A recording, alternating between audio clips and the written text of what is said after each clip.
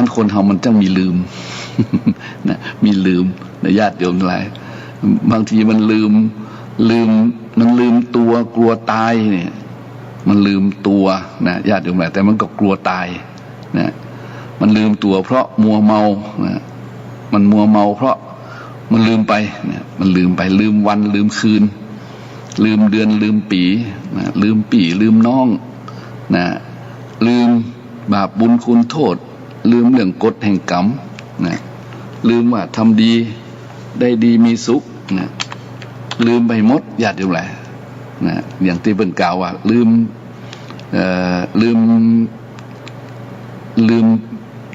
ตัวลืมตนลืมตัวลืมพ่อลืมแม่นะลืมไปอย่างหมดนะ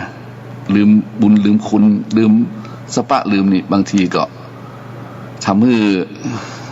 เกิดความผิดพลาดเพราะฉะนั้นรายการธรรมะนี่ก็เอามาสะกิดเอามาบอกกล่าวบางทีการลืม การลืมในญาติโยมหลายบางทีเขาก็ฮู้นะญาติโยมก็ฮู้ทุกคนก็มีความรู้นะมีความเข้าใจแต่ทุกคนก็ยังจะมีความลืมอยู่นะอันนี้ก็ลืมโดยเจตนาก็มีอยู่ลืมโดยตั้งใจนะลืมตั้งใจลืมนะโยมบางคนตั้งใจลืมก็มีนะตั้งใจลืมบางทีตั้งใจลืมนี่คือบัดซละเนี่ยตั้งใจลืมนะแต่ลืมบางทีลืมโดยเหตุอื่นนะเหตุอื่นลืมโดยเหตุอื่นเนี่ยก็จะมีทำให้เรียกว่าเพลินไปเนี่ยอย่างทำงานจนลืมวันลืมเดือนลืมคืนนะลืมวันพรุ่งนี้วันหยุดนัดว่าจะมาทำงานแบบนี้ให้กระโยมอันนี้ลืมวันลืมคืนนะแต่ถ้าลืมตนลืมตัวมันบกลัวบาปบกลัวบุญนี่ก็นะอันนี้นักแก่นิยมเนี่ยถ้าลืมตนลืมตัวเนี่ยลืมตนลืมตัวนะลืมตนลืมตัวนะลืมตัวบกลัวบาปบุญนี่นะบกลัวบาปบกลัวบาปบกลัวบาปบกลัวกรรมอันนี้เรียกว่าบางคนก็ลืมแบบนั้นจริงๆเขาก็ต้องดูว่าลืมแบบไหนบางคนลืมแบบเพราะเป็นว่ามันมีกรรมโบราณท่านกรรมว่าหันเงินหน้าดำเนาะหันเงินหน้าดำหันคำหน้าเศร้าหันเงินหน้าดำหันคำหน้าเศร้าอันนี้ก็ลืมไปจนลืมปี่ลืมน้องไปเพราะเรื่องเงินเรื่องทองเห็นเงินหน้าดำเห็นคำหน้าเศร้าลืมปี่ลืมน้องก็มีนะอันนี้ก็เป็นธรรมดาของคนนะคนเฮาเป็นธรรมดาหมดโยมถ้ามองเห็นว่ามันเป็นธรรมดานะมันก็เป็นธรรมดาเพราะคนมันเป็นปุถุชนก็มีกัลยาณชนก็มีอริยชนก็มีเราต้องเข้าใจนะเราต้องเข้าใจแยกว่าคนก็เป็นคนปุถุชนก็คือคนที่ยังมีกิเลสตัณหาหนาแน่นลงไปหนาแน่นขึ้นมาไอ้น่ะเบาบางหน่อย มันมีหลายหนาแน่นเหมือนโยมหมอกมัวอย่างเฮาเขานี้หมอกมัวเป็นปุถุชนคนธรรมดาหมอกสบายบางทีมันก็จะลืมไปพ่องเผลอไปพ่องอย่างที่บอกว่าสี่เท้ายังรู้พลาดนักปราชญ์ก็ยังรู้พลั้งเนี่ยบางทีก็ระวังเต็มที่แล้วแต่ร้อยทีก็ยังมีห่างวะนะมันก็ยังลืมมาอยู่จนได้เนี่ยบางทีเผลอเพราะกิเลสบางทีเผลอเพราะกรรมมันมาบังก็มีโยมอันนี้เราจะบอกว่ากันนะฮะเราจะบอกว่ากันเพราะฉะนั้นธรรมะก็คือเครื่องขูดเกลาธรรมะก็คือเป็นแผนที่สำหรับให้เราได้เอามาอ่านได้เอามาเรียนรู้เพื่อที่จะเดินทางอย่างมาหลงอย่ามาลืมตัวไปนะเพราะว่าจะเดินทางในป่าก็ต้องใช้เข็มทิศจะเดินทางชีวิตก็ต้องใช้ธรรมะนะถ้ามีธรรมะเป็นแผนที่แล้วก็ยังดีกว่าบ่มีอย่างเป็นหลักเลยมันก็โยมนั่นก็เพราะฉะนั้นเราจะการลืมตรงนี้เราจะการลืมถ้าเรามีธรรมะแล้วนะยังลืมแถม อันนี้แสดงว่าตั้งใจลืมนะตั้งใจลืมไปงั้นญาติโยมอะไรก็เรื่องธรรมะธรรมโมนั้นเราเข้าใจกันว่าทุกคนก็ฟังมาเยอะอ่านมาเยอะเรียนรู้กันมานักนะฮะแต่ทีนี้บางทีก็ลืมนะลืมตัวมัวเมาประมาทนะขาดกลัวนะอันนี้ก็เป็นเรื่องที่ต้องนำมาอู้ก่อนนะให้ญาติโยมฟังว่าเหตุของการแสดงธรรมปีนี้ และอย่างหนึ่งเรื่องการแสดงธรรมนั้นก็ต้องมีอยู่ในโลกเพราะว่ายังมีพระพุทธศาสนายังมีพระภิกษุสงฆ์นะพระภิกษุสงฆ์ก็ทำหน้าที่นะเราเรียนเขียนอ่านเรียกว่าปริยัตินะเมื่อเข้าใจเรื่องปริยัติแล้วก็ปฏิบัตินะเมื่อปฏิบัติดีแล้วก็เข้าใจดีแล้วก็ถึงขั้นปฏิเวทแล้วก็นำมาเทศนาเนี่ยปริยัติปฏิบัติปฏิเวทเทศนาเนี่ยญาติโยมอะไรเป็นการเผยแผ่พระพุทธศาสนาไปก็เนี่ยมันเป็นเรื่องเยอะคือก็ต้องมีเทศมีธรรมะให้โยมฟังแบบนี้ตลอดเวลาญาติโยมจะฟังแนวไหนก็ญาติโยมก็ฟังไปชอบเสียงของไผ่อาจารย์รูปใดชอบแบบทำเมืองกับบรรยายกันเป็นนิทานกันอย่างก็ว่ากันไปนี่คือธรรมะทั้งสิ้นทั้งปวงเพราะฉะนั้นญาติโยมหลายคนเฮาเกิดมาแล้วก็เป็นแบบเนี้ยนะก็ต้องฟังเทศฟังธรรมไปพ่องบ่ฟังเทศฟังธรรมบ่เอาอีเลยมันก็บ่ดีนะและพระสงฆ์เองถ้าอยู่ในวัดในวาก็บ่มีอย่างที่จะทำแล้วก็แสดงธรรมให้โยมฟังนะตั้งใจตั้งจิตประสิทธิ์ประสาทความรู้นะให้แก่ญาติโยมการสอนก็มีหลายแบบนะญาติโยมหลายอย่างนี้ครูบาอาจารย์ก็มีหลายตัวอย่างนะฉะนั้นเฮาท่านทั้งหลายที่อยู่ทางบ้าน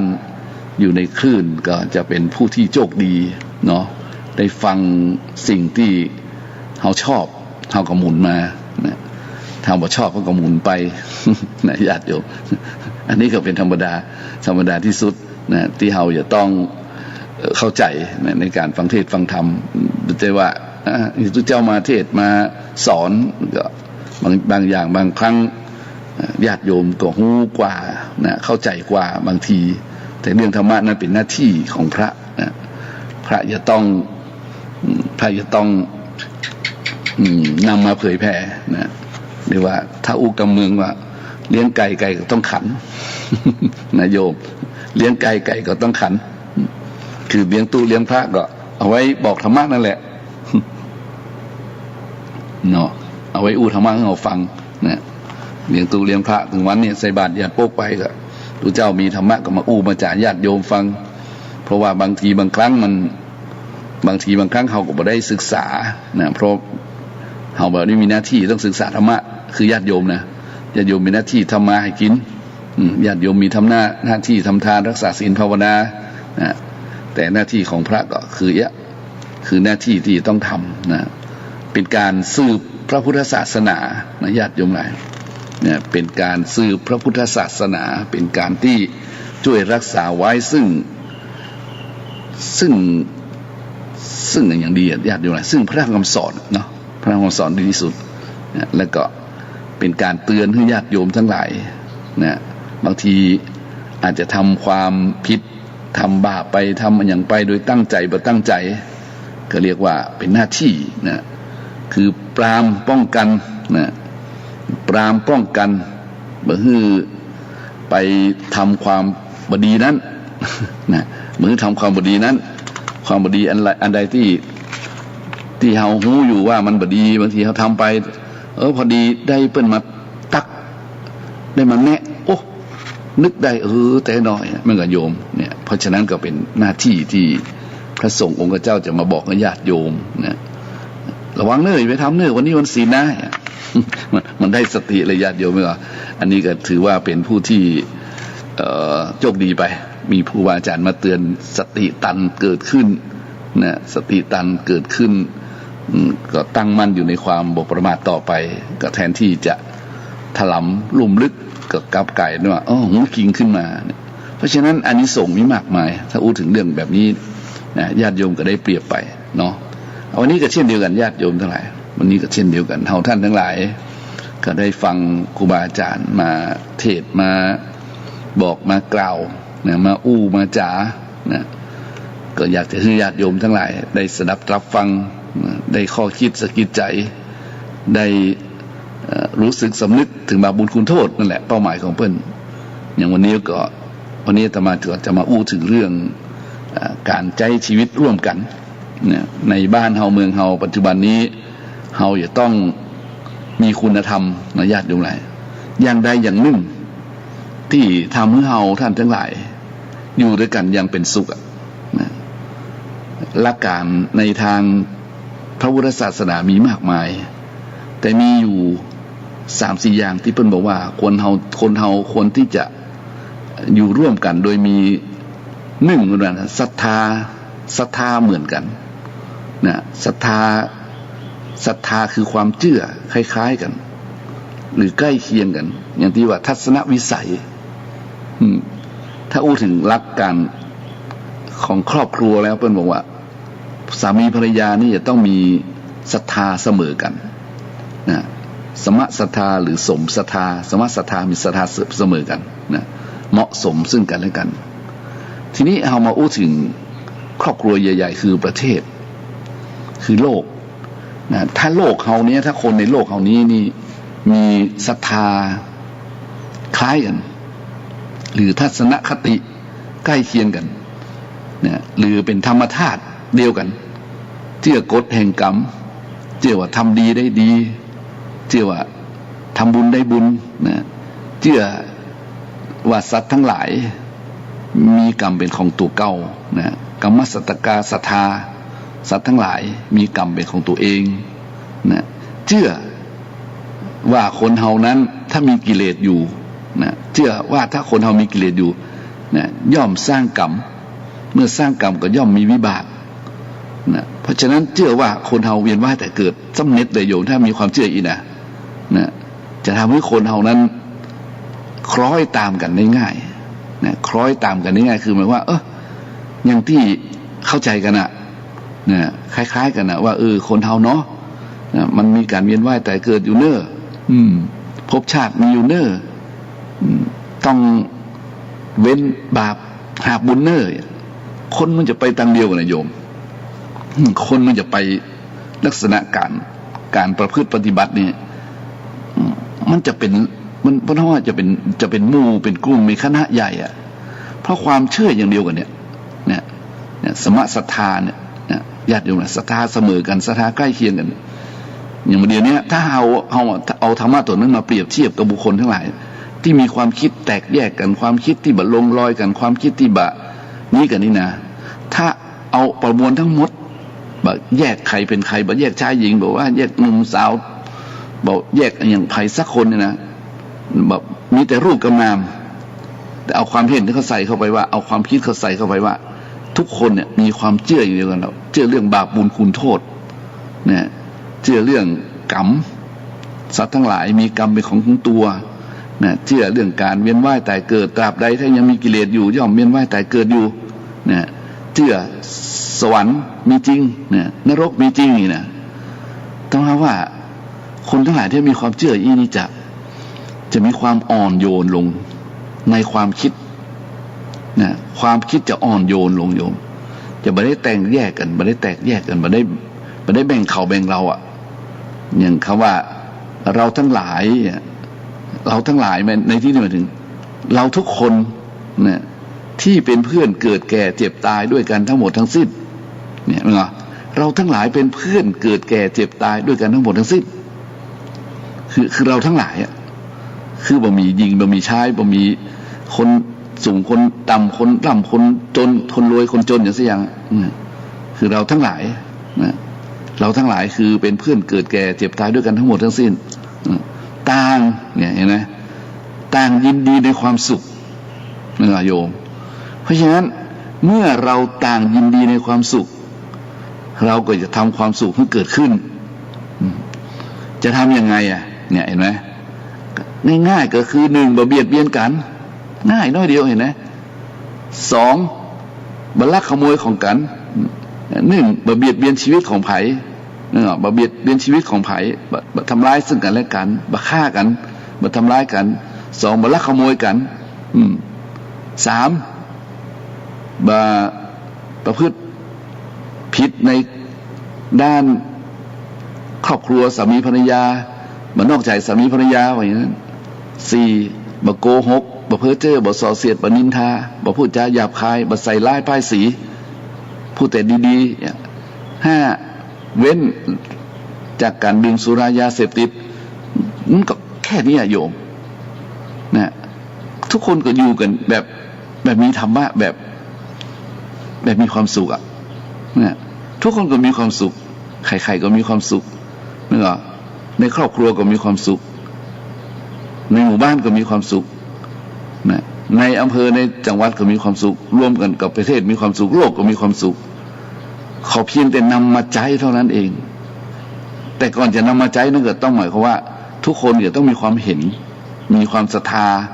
นะเสมอกันเท่านั้นสมัยเพราะฉะนั้นเนี่ยใดคือญาติโยมทั้งหลายมีความเห็นเสมอกันมีศรัทธาในบาปบุญคุณโทษก็ต้องพยายามชี้แจงว่าเนี่ยองค์พระศาสดาพระสัมมาสัมพุทธเจ้าของเรานั้นเนี่ยเมื่อท่านตรัสรู้แล้วเมื่อวันเพ็ญ15 ค่ำเดือน 6นั้นท่านได้ญาณอย่างนึ่งอย่าลืมนะนั่นก็คือบุพเพนิวาสานุสติญาณคือระลึกชาติได้พระองค์ทรงระลึกชาติได้เนี่ยเป็นนับพันนับหมื่นชาติในสังสารวัฏเนี่ยก่อนที่พระองค์จะมาเป็นพระพุทธเจ้าเนี่ยพระองค์ทรงตั้งปรารถนาตั้งแต่ตั้งปรารถนาว่าจะขอเข้าสู่ความเป็นพุทธเจ้าเนี่ยนะพระองค์เล่าเรื่องราวต่างๆไว้มากมายเนี่ยเพราะฉะนั้นเราต้องเชื่อตรงนี้ก่อนว่าเนี่ยการนี้มีจริงการนี้มีจริงการเวียนว่ายแต่เกิดนี้มีจริงนะเชื่อพระญาณของพระพุทธเจ้านะซึ่งไม่ใช่ว่าเราฟังแล้วเราก็มีความม่วนเรามีความนี้ไปตัวแต่เราต้องตระหนักว่ากว่าจะเป็นพระพุทธเจ้าได้เนี่ยพระองค์ทรมานทรกรรมขนาดไหนต้องรักษาศีลต้องรักษาระเบียบอย่างหลายๆมากมายโดยเฉพาะจิตใจแล้วก็ต้องเสียสละบางทีต้องเสียสละมากมายเสียสละร่างกายให้เป็นเหยื่อของสัตว์ผู้หิวโหยนะที่อยากกินลูกของตัวเก่าอย่างเป็นพระฤาษีเนี่ยนะสละร่างกายให้เป็นอาหารทานด้วยร่างกายของตัวเก่าคือแม่หรือแม่เสือซึ่งจะกำลังจะกินลูกเนี่ยประมาณนั้นหรือครั้งที่เป็นพระเวสสันดรเนี่ยนี่ชาติสุดท้ายเลยจริงๆเห็นกันเข้าใจกันแล้วก็ฟังกันบ่อยๆชอบกันนะญาติโยมต้องเชื่อมั่นอีกว่าพระเวสสันดรมีจริงนะพระเวสสันดรได้เสียสละทุกสิ่งทุกอย่าง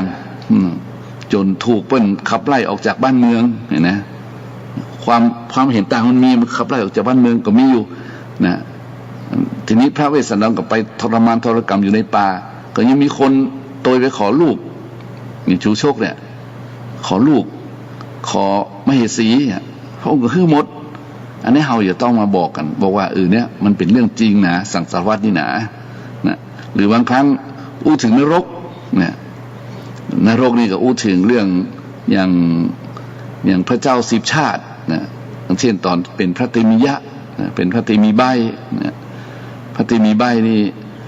เกิดใต้สเวตฉัตรกรุงมิถิลาเห็นไหมและลึกชาติได้บ่อยากจะเป็นพระราชาครองเมืองนั้นนะเพราะกลัวไปตกนรกนี่แหละพอเปิ้นทรมานพอเปิ้นแกล้งเป็นใบแกล้งเป็นง่อยก็เอาเปิ้นไปทรมานถึงให้เปิ้นฟื้นคืนกลับเปิ้นก็เอาความที่เปิ้นรู้สึกว่าเคยไปตกนรกหมกไหม้นานถึง10,000 ปีนั้นมันนึกไฟที่มันฮ้อนกว่าไฟนรกนั่นก็โยมเนี่ยไฟที่จุดสูมเผานี่มันแรงยังเหมือนเต้าไฟนรกนะเนี่ยก็เลยเอาตัวนั้นมาเป็นเครื่องตัดสินเอานะอดทนต่อไปหน้าเนี่ยญาติโยมหลายถ้าเราบอกกล่าวกับเรื่องเหล่านี้เนี่ยมันจะทำให้ศรัทธาที่มีอยู่แล้วศรัทธาเพิ่มขึ้นไปอีกเนี่ยและญาติโยมทั้งหลายก็จะมีความเห็นถ้ามันมีจริงน่ากลัวเนาะท่านน้อยครูบาอาจารย์น้อยก็เฮาต้องบอกนี่มันเป็นเรื่องที่เพิ่นเล่าไว้เป็นชาดกเป็นนี้ไปเนี่ยอาตมาก็บอกนะทีนี้ถ้าท่านเชื่อก็อาตมาก็เชื่อพระพุทธเจ้าบ่เชื่อพระพุทธเจ้าเชื่อไผเนาะแล้วศรัทธาญาติโยมทั้งหลายก็พอหันเฮาเชื่อเพิ่นก็เชื่อละพอเชื่อปุ๊บก็เอาละมันก็เข้าหาเส้นทางบุญไงเส้นทางบุญก็คือมีการไหว้พระฮือทานรักษาศีลนั่นก็เจริญเมตตาภาวนาก็พยายามที่จะเรียกว่ารักษาศีลกินทานมีจิตใจที่เมตตาเอื้อเฟื้ออารี เป็นคนมีอย่างที่ก็คอยช่วยเหลือเจือจานซึ่งกันและกันบ่ขัดแย้งบ่แบ่งพรรคบ่แบ่งพวกนะไปเห็นแก่เนื้อเห็นแก่ตัวประมาณนี้มันก็จะดีขึ้นไงดีขึ้นเพราะฉะนั้นศรัทธานี้จึงมาก่อนนะจึงมาก่อนที่จะทำให้หมู่เฮานะศรัทธาญาติโยมทั้งหลายได้อยู่ร่วมกันเพราะฉะนั้นการอยู่รวมกันนั้นต้องมีศรัทธาเรื่องนี้นะเมื่อศรัทธาแล้วเนี่ยก็จะปากันขยับนะเข้าไปรักษากฎระเบียบคือมีศีลก็อย่างที่กล่าวมานะเมื่อมีศีลแล้วมันก็จะมีสิ่งที่ตัวมานั่นก็คือความเอื้อเฟื้อเผื่อแผ่นะความเอื้อเฟื้อเผื่อแผ่นี่มันบางทีมันก็อยู่ที่บุคคลยากอย่างไรบางคนมีศีลมีธรรมนะบางทีบ่มีทรัพย์นั่นคือก็มีนะฮะก็บ่สามารถจะเอื้อเฟื้อเผื่อแผ่ไผ่ได้ก็มีบางทีก็มีแค่ศีลมีธรรมแต่ทรัพย์สมบัติบ่มีแต่ถ้าอู้ถึงรวมๆแล้วนะถ้าคนที่เปิ้นมีศีลมีธรรมแล้วเปิ้นก็จะเรียกว่าบ่มีทรัพย์ที่จะบริจาคเพื่อจะมีแรงกายนะมันมีแถมหลายวิธีนะที่จะจาคะที่จะเอื้อเฟื้อที่จะแบ่งกันโยมนะอย่างน้อยๆกับน้ำจิตน้ำใจนะเวลาอยู่ร่วมกับสังคมนี่ก็เป็นคนมีจิตอาสานะมีความเสียสละเนี่ยใจกว้างเนี่ยมันก็โยมพร้อมที่ช่วยเหลือเกื้อกูลคนอื่นนั่นก็โยมอันนี้มันเป็นเรื่องของเพราะว่าจาคะนะจาคะคือเสียสละซึ่งเป็นสิ่งที่ทุกคนต้องได้เสี่ยงสตังค์นะต้องได้เสี่ยงสตังค์นะญาติโยมอะไรมันมีสตังค์ก็ต้องมีจิตอาสาเนี่ยถ้ามีจิตอาสาแล้วก็สามารถอยู่ในหมู่คณะนั้นอย่างเป็นสุขเพราะคนที่มีจิตอาสานี่จะเป็นที่รักเป็นที่เคารพนะบางทีเราเห็นผู้หลวงบางคนนะผู้หลวงบางคนนี่ก่อนจะเป็นผู้หลวงก็เป็นคนทำงานปกตินะเป็นคนทำงานปกติแล้วก็บ่มีทรัพย์แต่มีจิตใจเอื้อเฟื้อนะมีจิตอาสานะเพิ่นมีก็ช่วยชาวบ้านใจกว้างญาติโยมก็เห็นพี่น้องก็เห็นวันหนึ่งพ่อหลวงเพิ่นเกษียณไปพ่อหลวงเพิ่นลี่ไปนะก็ตำแหน่งว่างทุกคนก็เห็นพ้องต้องกันว่าเอาเจ้าหมอนี่แหละเอาคนนี้แหละนะเป็นคนที่มีความเอื้อเฟื้อเผื่อแผ่เนี่ยมีความเสียสละมีเป็นคนจิตอาสาเป็นคนใจกว้างเป็นคนที่ช่วยทำงานทำการตลอดเป็นคนที่เขายกย่องขึ้นมาเป็นพระหลวงนะโยมอันนี้เรียกว่าอานิสงส์มันเกิดขึ้นแล้วมันก็หลายๆคนก็เป็นแบบนี้ที่ผ่านมาแต่บางครั้งก็เมินมาพระหลวงก็ลืมไม่เหรอนะญาติโยมไหนลืมไม่อย่างก็มีนะเพราะว่าเหมือนอย่างเก่าก็มีก็กิเลสมันครอบงำก็มีอันนี้ก็ว่ากันไปถามนั้นถามเรื่องหนึ่งนะทีนี้ผมอู้ถึงเนี่ยว่าการอยู่ด้วยกันเนี่ยอย่างทุกวันนี้เนาะเราอยากจะให้สังคมเราอยู่ร่วมกันอย่างมีความสุขนะอยากจะให้มีความสุขบ่อยากให้เกิดความแตกแยกบ่ให้เกิดความแบ่งแยกนี่นะฮะเราต้องสร้างศรัทธาอย่างเรานับถือพุทธศาสนานี่ต้องนับถือจริงๆนะเราต้องรู้ว่าพระพุทธเจ้าเพิ่นสอนเรื่องอะไรเนี่ยพระพุทธเจ้าเพิ่นเป็นใครสอนเรื่องอะไรพุทธประสงค์ของพระองค์นะต้องการให้เราเป็นคนอย่างไรไปทางทิศไหนมีชัดเจนหมดเลยโยมนะชัดเจนหมดเลยเพราะฉะนั้นเราต้องเข้าใจอย่างนี้ก่อนแล้วก็วันนี้สุดเราก็ลงมือทำปฏิบัติตามทำคำสอนขององค์พระบรมศาสดาพระสัมมาสัมพุทธเจ้าของเรานะอยู่กันอย่างมีเรียกว่ามีธรรมะนะการมีธรรมะนี่มันก็มีหลายบทหลายบาทเหลือเกินนะแม้กระทั่งอยู่ด้วยกันในบทว่าการอยู่ร่วมกันอย่างอยู่ร่วมกันก็มีอยู่ด้วยกันร่วมกันกินด้วยกันนี่นะว่ามีก็แบ่งกันใช้เอาว่านะแบ่งกันใช้นี่ก็แบ่งกันใช้ต้องแบ่งกันใช้ให้กันกินมานะแล้วก็มีศีลธรรมนำสุขมาให้ถ้ามาแบ่งกันใช้กินคนเดียวนี่ไม่ได้นะโยม กินคนเดียวอยู่ได้บางคนบางท่านพอมีโอกาสได้กินคนเดียวไม่ได้นะมันผิดหลักนะต้องเปิ้นพ่องเฮาพ่องพริกบ้านเหนือเกลือบ้านใต้อย่างที่ว่ามานะเปิ้นบอกไว้เราพริกบ้านเหนือเกลือบ้านใต้น้ำใจเนี่ยมันน้ำใจมันจะยึดโยงซึ่งกันและกันนะถ้าใครอยู่ในสังคมหรือในสังคมที่มือยาวสาวได้สาวเอาเนี่ยนะเอาเปรียบต่อสังคมเอาเปรียบคนด้อยโอกาสนี่นะญาติโยมหลายมันก็อย่างที่หูเห็นกันนะว่ามันจะบอกเป็นสุขมันจะเป็นทุกข์มากกว่าเพราะฉะนั้นเขาก็มีเขาแบ่งกันนะแบ่งกันใช้แบ่งกันใช้ให้กันกินอันใดให้กันกินก็ให้กันกินไปนะบางทีบางครั้งเขาก็กินคนเดียวบ่หมดเนาะอย่างเพิ่นบอกว่าอย่างนิทานเรื่องที่เพิ่นเล่าปลาตัวเดียวกินได้เสี่ยงสุดปีนะกล้วย1 หวีกินได้สุดเดือนเนี่ยหมายความว่าใดนะมันจะใส่ตู้เย็นไว้นะคือหมายความว่ามีกับแบ่งเปิ้นนั่นแหละนะแบ่งเปิ้นวันนี้ได้ป่ามาก็ลาบป่าไปบ้านเหนือเห็ดถ้วยบ้านใต้เห็ดถ้วยเหรอนี่ก็โยม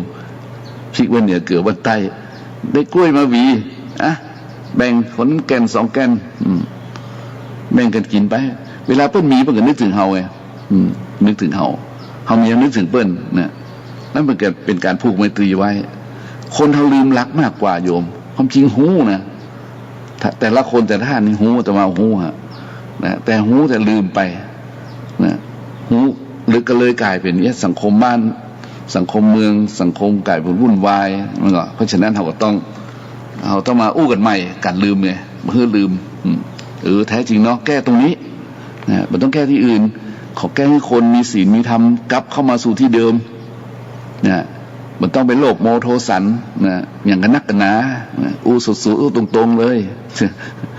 ถ้าเขาโลภโมโทสันมันก็แค่นั้นแหละกินก็แค่อิ่มเนื้อรับก็พอดีที่นอนก็พอเหมาะเนี่ยจะเอาอย่างนี้กันนักกันหนาตายไปก็ไม่ได้อย่างไปล้อมันก็โยมอู้แค่ง่ายๆสบายๆเนี่ยเขาได้ข้อคิดเขาได้อีแล้วแต่น่าสะดุ้งมันก็อย่าพลิกมาในระบบเดิมไงระบบที่มีแต่ความเอื้อเฟื้อเผื่อแผ่ระบบที่มีวัฒนธรรมที่แบ่งกันใช้ให้กันกินไงความมีศีลมีธรรมความรู้จักรักคุ้นทำบุญร่วมกันมันก็อย่ามาเหมือนเดิมมันก็อย่ามาเหมือนเดิมถ้าทำได้ก็จะมีแต่ความสุขความเจริญนะเอาเราวันนี้ก็อาตมาภาพก็นำธรรมะเหล่านี้ให้ญาติโยมทั้งหลายตอนนี้พระอาจารย์ท่านพระครูสิริอมราภิรัตน์มาแล้วก็จะได้นิมนต์ท่านเข้ารายการต่อไปเพราะว่าท่านก็มีธรรมะอยู่มากมายทำอย่างหนึ่งที่เราควรจะอยู่ร่วมกันยังมีความสุขก็คือมีปัญญานะไม่มีปัญญาความคิดนะทัศนวิสัยความคิดจิตใจคล้ายๆกันนะมันนึกมาตึกมาต้องนะแล้วก็เห็นสอดคล้องกันว่าโลกนี้ไม่มีอะไร โลกนี้มีแต่ความนะอนิจจังทุกขังอนัตตาเป็นต้นนิมนต์เลยนะครับนิมนต์เลยนะครับถ้าเราได้เข้าใจเรื่องเหล่านี้แล้วนี่เราก็จะอยู่กันอย่างสบายนะฉะนั้นตอนนี้ท่านพระครูสิริอมราภิรัตน์มาแล้วนิมนต์เลยนะครับ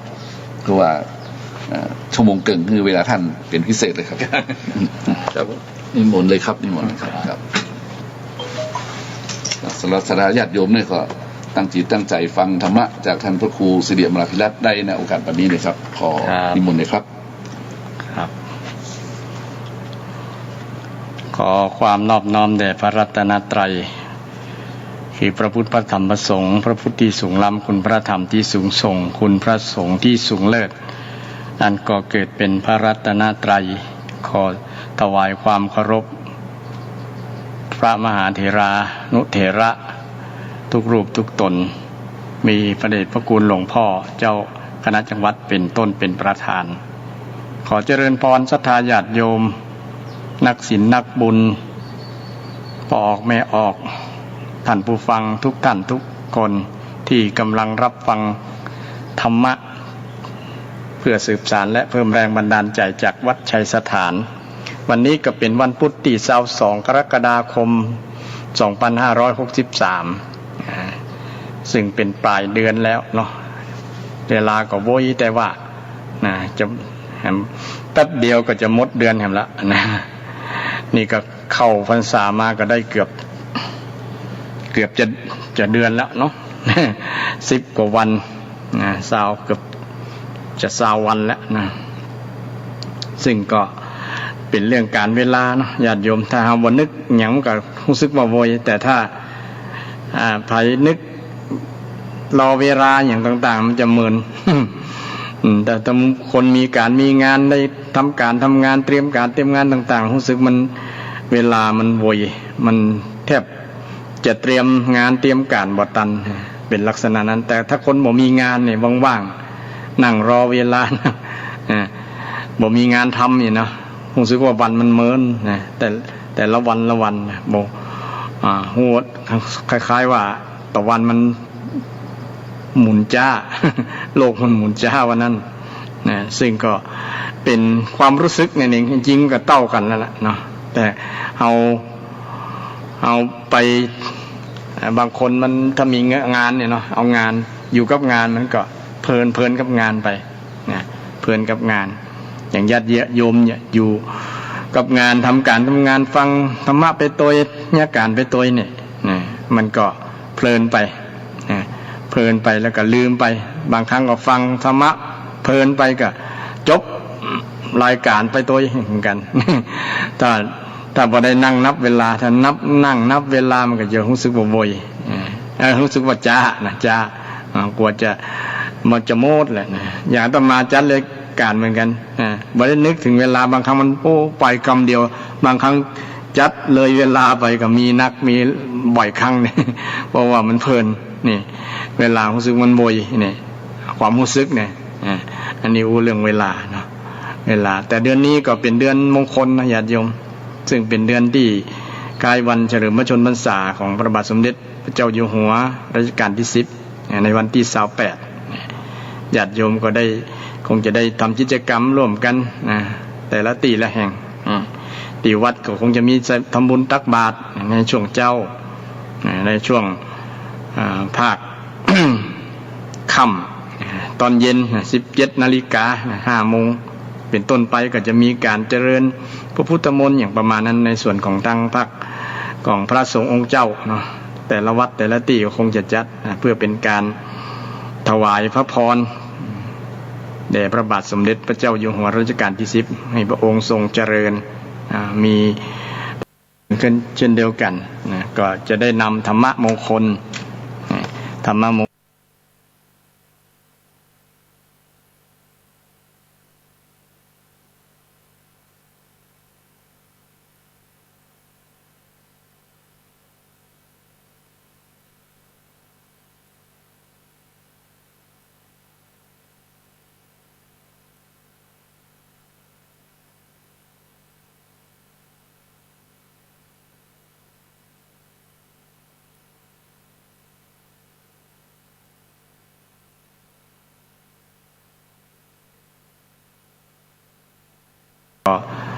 เอิ้นตักมาเด้อฝ่ายที่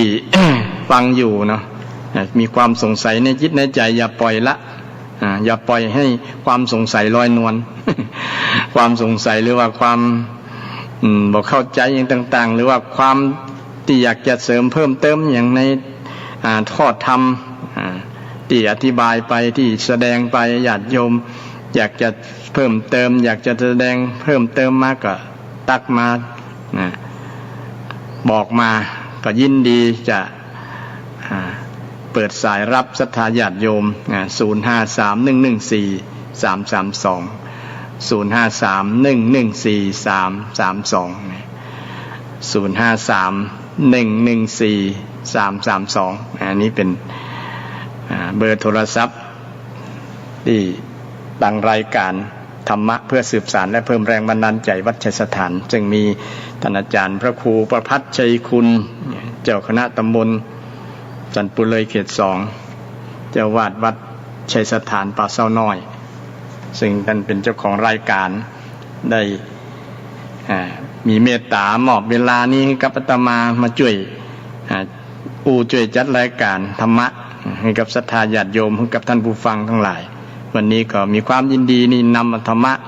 มาฝากศรัทธาญาติโยมที่ 7 วันได้ปะกันครั้งหนึ่งเนี่ยโดยเฉพาะอาตมา7 วันได้ปะกันครั้งหนึ่งก็ศรัทธาญาติโยมปะกับทางคลื่นเนาะ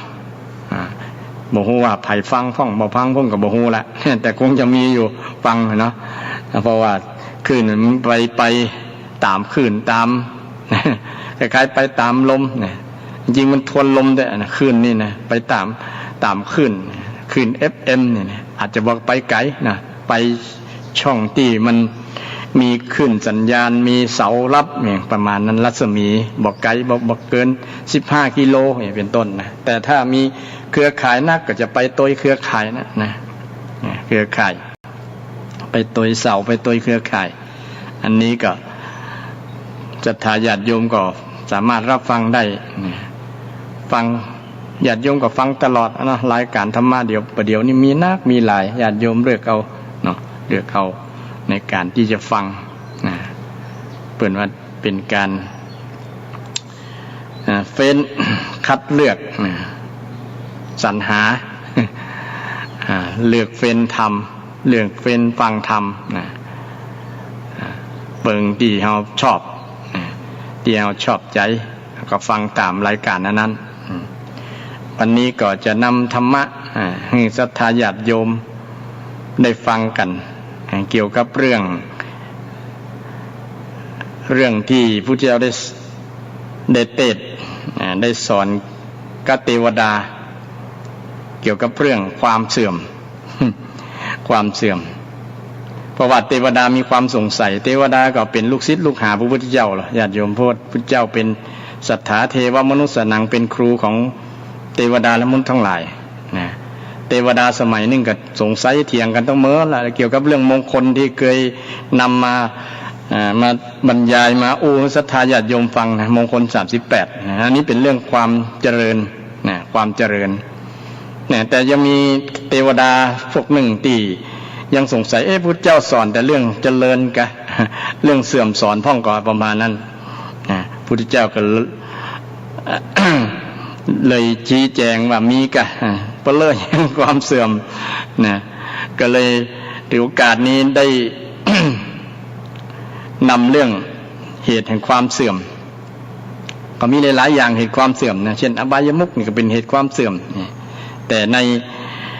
ในสูตรหนึ่งที่ว่าด้วยความเสื่อมเนี่ยนะมันมีอยู่12เหตุปัจจัยที่ทำให้ภายแล้วมีพฤติกรรมหรือว่ากระทำตามที่พระองค์ได้แสดงไว้12ข้อเนี่ยคนนั้นจะเสื่อมเนี่ยศรัทธาญาติโยมฟังไปพิจารณาไปตัวว่าพระเจ้าแสดงแบบนี้ว่าเหตุในความเสื่อมมีอย่างพ่องก็จดไปตัวก็ดีนะสูตรนี้ชื่อว่าปราภวสูตรนะปราภพระสูตร ซึ่งเป็นพระสูตรที่ว่าด้วยความเสื่อมตัดกับเทวดาเทวดาก็ชอบฟังเทศฟังธรรมนะญาติโยมขนาดเป็นเทวดาแล้วนะเพิ่นยังชอบฟังนี่ชอบฟังธรรมะแต่เทวดานี้ก็ยังบ่สามารถที่จะมีสติปัญญาเท่าพระพุทธเจ้าเพราะว่ามันอาจจะเมาในการเสวยทิพย์สมบัติต่างๆก็เลยเมาใครกินยังก็กินเป็นติ๊บๆอย่างประมาณนั้นใครดูอย่างก็ดูติ๊บๆเนี่ยสัมผัสแบบติ๊บๆโลกติ๊บเลยเนาะโลกของเทวดาคงจะใกล้พ่อนะใกล้ใครหูธรรมะต่างๆก็เลยอยากจะมาฟังเทศน์ฟังธรรมมันเป็นสมบัติอย่างหนึ่ง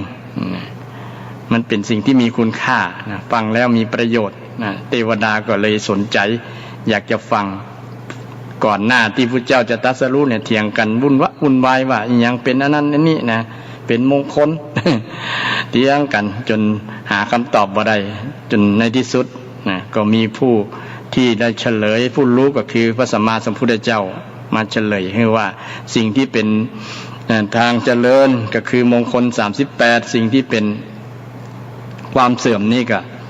นะอย่างที่ได้จะในวันนี้นะญาติโยมก็คือเหตุที่จะทำให้เสื่อมนี้นะก็มี12ประการมี12ประการใหญ่ๆนะประการใหญ่ๆอย่างแรกเลยนะค คนใดก็แล้วแต่บ่ชอบธรรมะเนี่ยคนนั้นเป็นความเสื่อมนะคนที่บ่ชอบธรรมะจะเสื่อมญาติโยมนะเช่นบ่ชอบเกี่ยวกับเรื่องอริยมรรค8เนี่ยเดินส่วนต่างกับอริยมรรค8เนี่ยคนนั้นเสื่อมแน่นอนนี่ข้อแรกญาติโยมนี่คือบุคคลบ่ชอบธรรมไผบ่ชอบบ่หุ้มธรรมอย่างญาติโยมบางคนนี่หุ้มธรรมเนี่ยคนนั้นจะเจริญโดยเพราะชีวิตจิตใจจะเจริญมีความสุขคนไหนที่ชอบธรรมะความถูกต้องความดีงามเนี่ยชอบธรรมแต่คนที่บ่ชอบความดีความถูกต้องที่เป็นห้องว่าสัมมาเนี่ยแปลว่าความถูกคิดถูกทำถูกพูดถูกเนี่ยบ่ชอบมันฝืนต่างที่พระเจ้าได้สอนได้บอกได้ชี้บอกนะคนนั้นแหละเป็นความเสื่อมมีญาติโยมโทรมารับสายก่อนเนาะดักไปละ โทรมาใหม่ก็ได้เด้อญาติโยม0531143332ก็รับเปิดสายตลอดช่วงที่จัดรายการญาติโยมจะโทรมาก็ได้นะเดี๋ยวมันจะลืมนะได้กึดได้ยังก็โทรมาก็บ่เป็นหยังเป็นการเอื้อเฟื้อเผื่อแผ่แชร์ความรู้กันเนาะแชร์ความรู้กันแชร์ประสบการณ์คือท่านผู้ฟังทั้งหลายได้รับรู้บางคน อาจจะบ่เคยได้ฟังได้รู้ได้หยังต่างๆก็เป็นบุญหูเป็นบุญตัวเฮาที่ได้ฟังการฟังนะทำเป็นมงคลแก่ชีวิต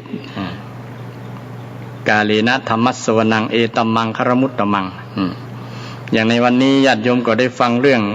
ปัจจัยเหตุแห่งความเสื่อมที่จะทำให้คนเฮานี่เสื่อมอย่างแรกเลยคือบ่ชอบธรรมะไผบ่ชอบธรรมะบ่ความชอบความถูกต้องเนี่ยประการแรกนี่คนนั้นเสื่อมพุทธเจ้าสอนไผที่แย้งคำสอนพุทธเจ้าว่าบ่ใจละบ่ใจบ่ทุกข์คนที่บ่ชอบความถูกต้องชอบความบ่ถูกต้องนี่ก็เจริญเปรอะอย่างประมาณนั้นก็เชิญพิสูจน์ได้นะ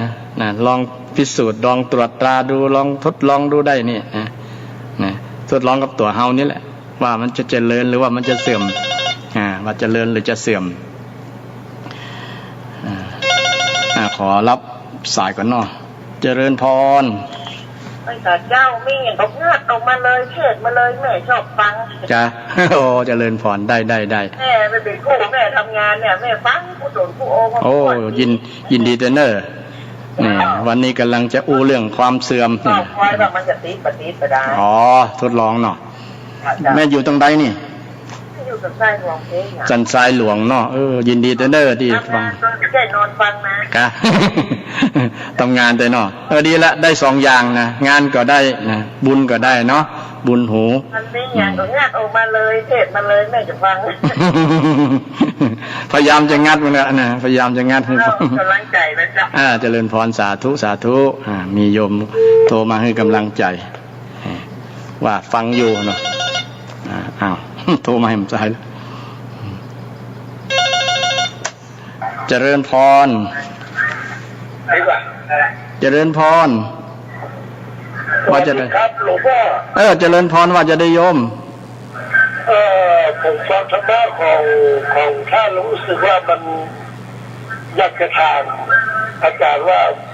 ที่เราคิดเบื่อหน่ายในชีวิตนี้มันเป็นเพราะอย่างครับก็เป็นเพราะเฮาบ่หันความจะทำร้ายอยู่ก้าวนะครับแต่เราคิดในทางที่บวกเลยเบื่อหน่ายเพราะบ่หันความสำคัญชีวิตของเฮาน่ะกะนี่ก็ถ้าเฮาหันความสำคัญว่าชีวิตเฮายังมีความสำคัญอยู่เฮาก็จะบ่เบื่อว่าเฮายังสามารถที่จะดำเนินชีวิตไปถึงการหลุดพ้นจากความทุกข์ได้เรามีความสามารถจะหลุดพ้นจากความทุกข์ได้แต่ในจิตในใจผมนี่มีอย่างแต่ว่าให้จิตเนี้ยจะได้จะได้หลุดพ้นจากการเวียนว่ายตายเกิดมันเป็นสิ่งน่าเบื่อหน่ายทุกอย่างเลยก็เจริญตามมรรคมีองค์8ที่พระเจ้าได้สอนนะเนาะมรรคมีองค์8มีอย่างท่องก็ปฏิบัติตามมันโยมก็เจริญพรเลยอยากจะถามหลวงพ่อว่าเอาคิดนี้ถูกครับผิดแต่ว่ามันเสียดายที่ว่ามันเขายังมีครอบครัวอยู่มัน ทิ้งอย่างมันได้สักอย่างเลยอ่ะก็รับผิดชอบต่อไปนั่นเลย เขามียังภาระอยู่ต้องรับผิดชอบก็รับผิดชอบไปเนาะครับ อย่าฟังเบื่อเถอะมันจะมีโอกาสเราไม่ได้เอาตายไปสิก้อนมันไม่ทำก็แย่เลยถ้ามีเขามีปัญหาก็มีทางแก้อยู่พุทธเจ้าได้สอนไว้มีวิธีแก้เนาะเช่นเขามีความเบื่อหน่ายอย่างต่างๆถ้าเป็นเบื่อสังขารก็เป็นการที่บรรลุธรรมข้อหนึ่งเหมือนกันเด้อนะเป็นวิธีบรรลุที่ว่าเฮาใกล้ในสังขารตัวเฮาเนี่ยเนาะว่ามันสังขารนี่มันเป็นตุกง้ออย่างประมาณนั้นนะก็นำไปสู่การจะออกบวชอย่างประมาณนั้นนะ จะเป็นตู้เจ้าในต่อมานะ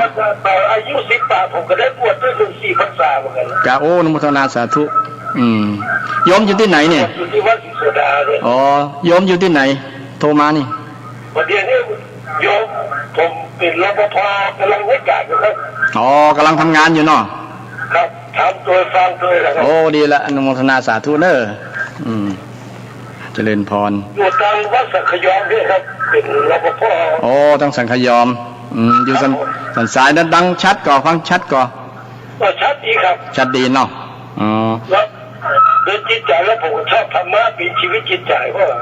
เจริญพรเพราะว่ามันเป็นแสงธรรมสว่างนะเป็นดีที่สุดมันดีแล้วโยมมันที่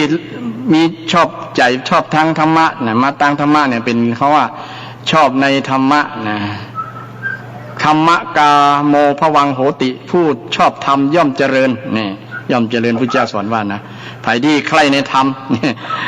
คนที่ชอบธรรมะเนี่ยนะชอบทางความถูกต้องนะความดีงามเนี่ยคนนั้นจะเจริญนะทุกมาเดินถูกทางแล้วโยมนะผมมาตั้งอย่างคราวที่แล้วผมก็ได้เกิดอุบัติเหตุรถโจรเนาะสะโพกหักแต่ไม่ได้เป็นการมาปิ้งมาทำมาได้เหมือนเก่าเลยครับบุญรักษาแล้วเนาะก็เป็นช่วงหนึ่งของคนน่ะมันก็ย่อมเกิดกับเขาทุกวินาทีแหละเรื่องอุบัติเหตุแม้แต่ตัวเจ้าแม้แต่มาเองก็เคยเกิดอุบัติเหตุเนี่ยแต่มันเกิดตอนอายุ60เนี่ยผมนั่งสมาธิมาได้เลยเขากันทำอย่างอื่นกับยืนสมาธิเนี่ยนอนสมาธิก็ได้อยู่แล้วสมาธิไม่ใช่แค่นั่งนะทำงานก็เป็นสมาธิตั้งใจทำสมาธิคือการตั้งใจเนาะเวลาเอานอนสแกนซ้ายแกนขวานี่เขาตั้งจิตสมาธินี่ก็ได้เป็นสมาธิได้กันแล้วจะนอนสบายนอนรับม่วนนะถ้านอนแบบสมาธิเนาะเราก็ตั้งใจรับตั้งใจนอนนี่ก็เป็นการนำธรรมะคือสมาธิมาใช้ปฏิบัติธรรมไปในตัวนี่ทำสมาธิไม่ใช่แค่นั่งอย่างเดียวเนาะการทำงานทุกอย่างนั่นแหละการคิดการทำการเนี่ยใช้สมาธิหมดนะใช้สมาธิเป็นการใช้ธรรมะเอาธรรมะมาใช้หมดไม่ใช่เฉพาะว่าไปนั่งอย่างเดียวการนั่งอย่างนึงก็เป็นการตั้งใจการฝึกทำให้จิตมันมั่นคงได้ง่ายบ่ได้นะที่เราไปฝึกอยู่ที่บัดที่ยังนะมันเป็นการทำให้จิตมันตั้งง่ายนะเมื่อจิตมันตั้งง่ายแล้วก็นำความมั่นคงของจิตใจนั่นนะไปใจการใจงานมันจะมีพลังสามารถที่จะบรรลุความสำเร็จในการทำงานการทำงานนี้เป็นวิธีที่นำประโยชน์จากธรรมะไปใช้ในชีวิตประจำวันกับตัวเฮาได้นะโดยบ่ต้องไปพึ่งพาอย่างละนะเฮาทั้งพึ่งพาธรรมะเนาะญาติโยมเนาะถึงวันนี้ผมพยายามจะรักษาศีล5มันรักษาได้ยากเหลือเกินครับแค่5 ข้อก็ได้นะก่อนพยายามไปเรื่อยๆเนาะพยายามไปเรื่อยๆพยายามไปเรื่อยๆแต่ก่อนนี้ผมกินเหล้ามายากินเอาผู้อย่างละมาวันนี้ผมเลิกหมดเลยจ้ะดีละอนุโมทนาสาธุเนาะโยมเลิกได้มีแรงดลใจอย่างทำให้โยมเลิกได้ผมก็ว่าผมเกิดมานี่บุญบารมีของผมมันต่อยังพร้อมด้วยว่าเราจะรักษาศีลนี่มันเป็นพื้นฐานของการทำความดีต่อไปคิดใจก็คืออยากจะหลุดพ้นจากการวิวัฒน์ใจเกิดแล้วว่ามันจะคิดถูกกับผมเหรอครับที่ผมเคยก็คิดถูกแล้วแต่ว่าเราอย่าไปใจร้อนนะอย่าไปใจร้อนเร็วนะค่อยๆพัฒนาไปเนาะบ่ใช่ว่าทำปุ๊บปั๊บจะเลยสำเร็จปั๊บเลยก็ต้องอาศัยการสั่งสมนะการสั่งสมบารมีกำน้อยเนาะค่อยเป็นค่อยไปนะกะ แต่เพียงแต่ว่าจะอยากจะเป็นพุทธเจ้าอยากพุทธเจ้าอยากของมันรู้พ้นแค่นั้นผมก็พอใจแล้วอ๋อดีละโยมตั้งใจถูกแล้วนะตั้งใจถูกแล้วยินดีด้วยเจริญพรยินดีเด้อจะตอนนี้ก็จะมาโทรมาเจริญพรสาธุวัดไหนครับนี่วัดสันอุ้มวัดสันอุ้มเคยไปกับสันอุ้มดอยสะเก็ดพุ่นน่ะสันอุ้มผมก็อยู่แถวดอยสะเก็ดเหมือนกันครับกะบ้านหยังวัดหมู่วัดน้ำแป้วัดน้ำแป้แหละสันอุ้มฮู้กันครับเจริญพรกะว่างๆไปแอวเนอะไปแบ่งสันอุ้มเนอะครับมีเวลาไปสนทนาธรรมจะไปกราบไหว้ครั้งนึงเจริญพรสาธุขอบคุณครับเจริญพรสาธุก็มีโยมโทรเข้ามามาจามสนทนาธรรมนี่เป็นมงคลชีวิตเหมือนกันญาติโยมนะธรรมสากฉาเป็นการทอนธรรมสนทนาธรรมกันนี่ก็เป็นมงคลเป็นส่วนหนึ่งที่เกี่ยวกับเรื่องการหุมธรรมการชอบธรรมเนี่ยที่ว่าข้อแรกเนี่ยถ้าใครบ่ชอบธรรมคนนั้นจะเสื่อมเนี่ยถ้าคนที่ชอบธรรมนี่คนนั้นจะเจริญเนี่ยญาติโยมข้อแรกที่พระเจ้าได้สอนไว้ให้กับเทวดาเนี่ยว่าถ้าใครอยากเสื่อมกับบ่ต้องชอบธรรมละนะอยากเสื่อมลองทดลองดูเลยเนี่ยเสื่อมแน่นอนเนี่ยเสื่อมแน่นอนเช่นพูดผิดทำผิดเนี่ยคิดผิดนี่ถ้าธรรมะก็คือความถูกต้องเนี่ยความดีงามเนี่ยใครชอบความถูกต้องความดีงามจริงจิตใจของคนน่ะ 99% แหละมันชอบชอบความดีความงามอยู่แล้วความถูกต้องอยู่แล้วชอบธรรมะอยู่แล้วเนาะแต่บางครั้งเอาอาจว่า มีเผลอสติอันยังพ่องประมาณนั้นเนาะมันลืมตัวพลาดพลั้งไปเป็นธรรมดาแต่จึงจะได้ก็มีความชอบธรรมอยู่แล้วนะที่เป็นเหตุนำให้เกิดความเจริญญาติโยมใครชอบธรรมเนี่ยคนนั้นจะเจริญใครบ่ชอบธรรมคนนั้นจะเสื่อมพระเจ้าเตือนให้เทวดาฟังญาติโยมนะข้อแรกเนี่ยข้อที่สองนะคนที่ไปคบอสัตตบุรุษก็คือคบคนพาลนั่นแหละนะใครอยากเสื่อมก็ไปคบคนพาลคือคนจะใดก็คือคนที่พูดบ่ดีพูดบ่ถูกทำบ่ถูกคิดบ่ถูกนั่นแหละนะสรุป3อย่างนะคนพาลที่พระเจ้าสอนไว้ในมงคล38ประการว่าถ้าอยากจะมีมงคลอยากจะเจริญอย่าไปคบคนพาลนะอย่าไปพบความเป็นพาลดีกว่านะถ้าคนพาลนี่มันจะเป็นการไปแบ่งแยกคนเพราะว่าเขาจะได้อยู่กับคนอยู่แล้วนะแต่ว่าเขาจังความบ่ใช่จังคนนะอาตมาตึงเน้นเรื่องนี้ว่าช่างความบ่ดีอยู่ในคนนะคนเขาก็มีทั้งดีบ่ดีนะเขาจะไปเอาความบ่ดีอยู่ในคนนั้นมาใส่ใจมาเป็นอย่างมาเป็นแบบอย่างนะมาทำตามอย่างคนนั้นนะโดยเฉพาะละอ่อนเนี่ยจะหันแบบอย่างตัวอย่างที่บ่ดีนะกับคนที่เป็นคนพาลเนี่ยก็เอาอย่างคนรุ่นก่อนเนี่ยเอาอย่างคนรุ่นพ่อรุ่นแม่รุ่นพี่เนี่ยมันจะมีแบบอย่างของเขาปฏิบัติตามนะถ้าไปเจอแบบอย่างที่เป็นบัณฑิตเป็นสัตตบุรุษนี่ก็ถือว่าโชคดีไปถ้าเป็นแบบอย่างที่เป็นอสัตตบุรุษนี่อสัตตบุรุษก็คือคนบดีนั่นแหละญาติโยมคนบดีทำบดีพูดบดีเนี่ยคิดบดีนั่นแหละเป็นอสัตตบุรุษนะถ้าเป็นสัตตบุรุษนะสัตตะแปลว่า7เนี่ยบุรุษที่มีความรู้7ประการ1รู้จักเหตุรู้จัก2รู้จักผลรู้จักตนรู้จักประมาณรู้จักการรู้จักบุคคลนะรู้จักที่ชุมชนนะรู้จักปริมาณรู้จักที่รู้จักการคบค้นนี่มันเนี่ยนะมี7ประการนะเพื่อนห้องว่าคนที่มีความรู้7ประการนี้เพื่อนห้องสัตตบุรุษสัตตะแปลว่า7บุรุษที่มีธรรมะ7ข้อ7อย่างคนที่มีรู้จักเหตุจักผลนี่เป็นก็ชื่อว่าเป็นสัตตบุรุษรู้เหตุนี้สร้างให้เกิดความเสื่อมเหตุนี้ทำให้เกิดความเจริญนี่โยงไปหาผลว่าผลที่เกิดจากนี่มาจากเหตุการสร้างเหตุที่ถ้าเหตุที่ผลได้รับผลอยู่ปัจจุบันเนี่ยมาจากผลการทำคุณงามความดีนี่โยงไปหาผลแล้วผลโยงไปหาเหตุนี่คนรู้จากเหตุจากผลธรรมัญยุตตาอัตถัญยุตตาเนี่ยอัตตัญยุตตาอัตตัญยุตรู้จักบุค รู้จักตัวเก่ารู้จักตนนะรู้จักเขาว่าเขาเป็นไผมีความรู้มีความสามารถเป็นคนที่เกิดตระกูลนี่ยังกันรู้จักตัวเก่ารู้จักความสามารถตัวเก่ารู้จักว่าตัวเก่านั้นมีจิตใจมีความโลภความโกรธอย่างบอกประมาณนั้นน่ะเนี่ยรู้จักเปิ้น ครูบาอาจารย์หรือว่ามีพระพุทธเจ้าเป็นต้นเนี่ยเปิ้นถึงให้ดูตัวเก่าเวลานั่งสมาธิเวลาประพฤติปฏิบัติธรรมนี่นะก็คือฮู้จักตัวเก่านะตัวเก่าก็คือจิตใจเฮานี่แหละจิตใจเฮาคิดอย่างอยู่ขณะนั้นน่ะเนี่ยโอ้บางครั้งบ่ทันได้สังเกตว่าจิตใจเฮามันคิดอย่างเลื่อยเปื่อยไปนะนั่นแหละตัวตนจริงๆของเฮานะมันคิดไปบางครั้งนะคิดเรื่องนอก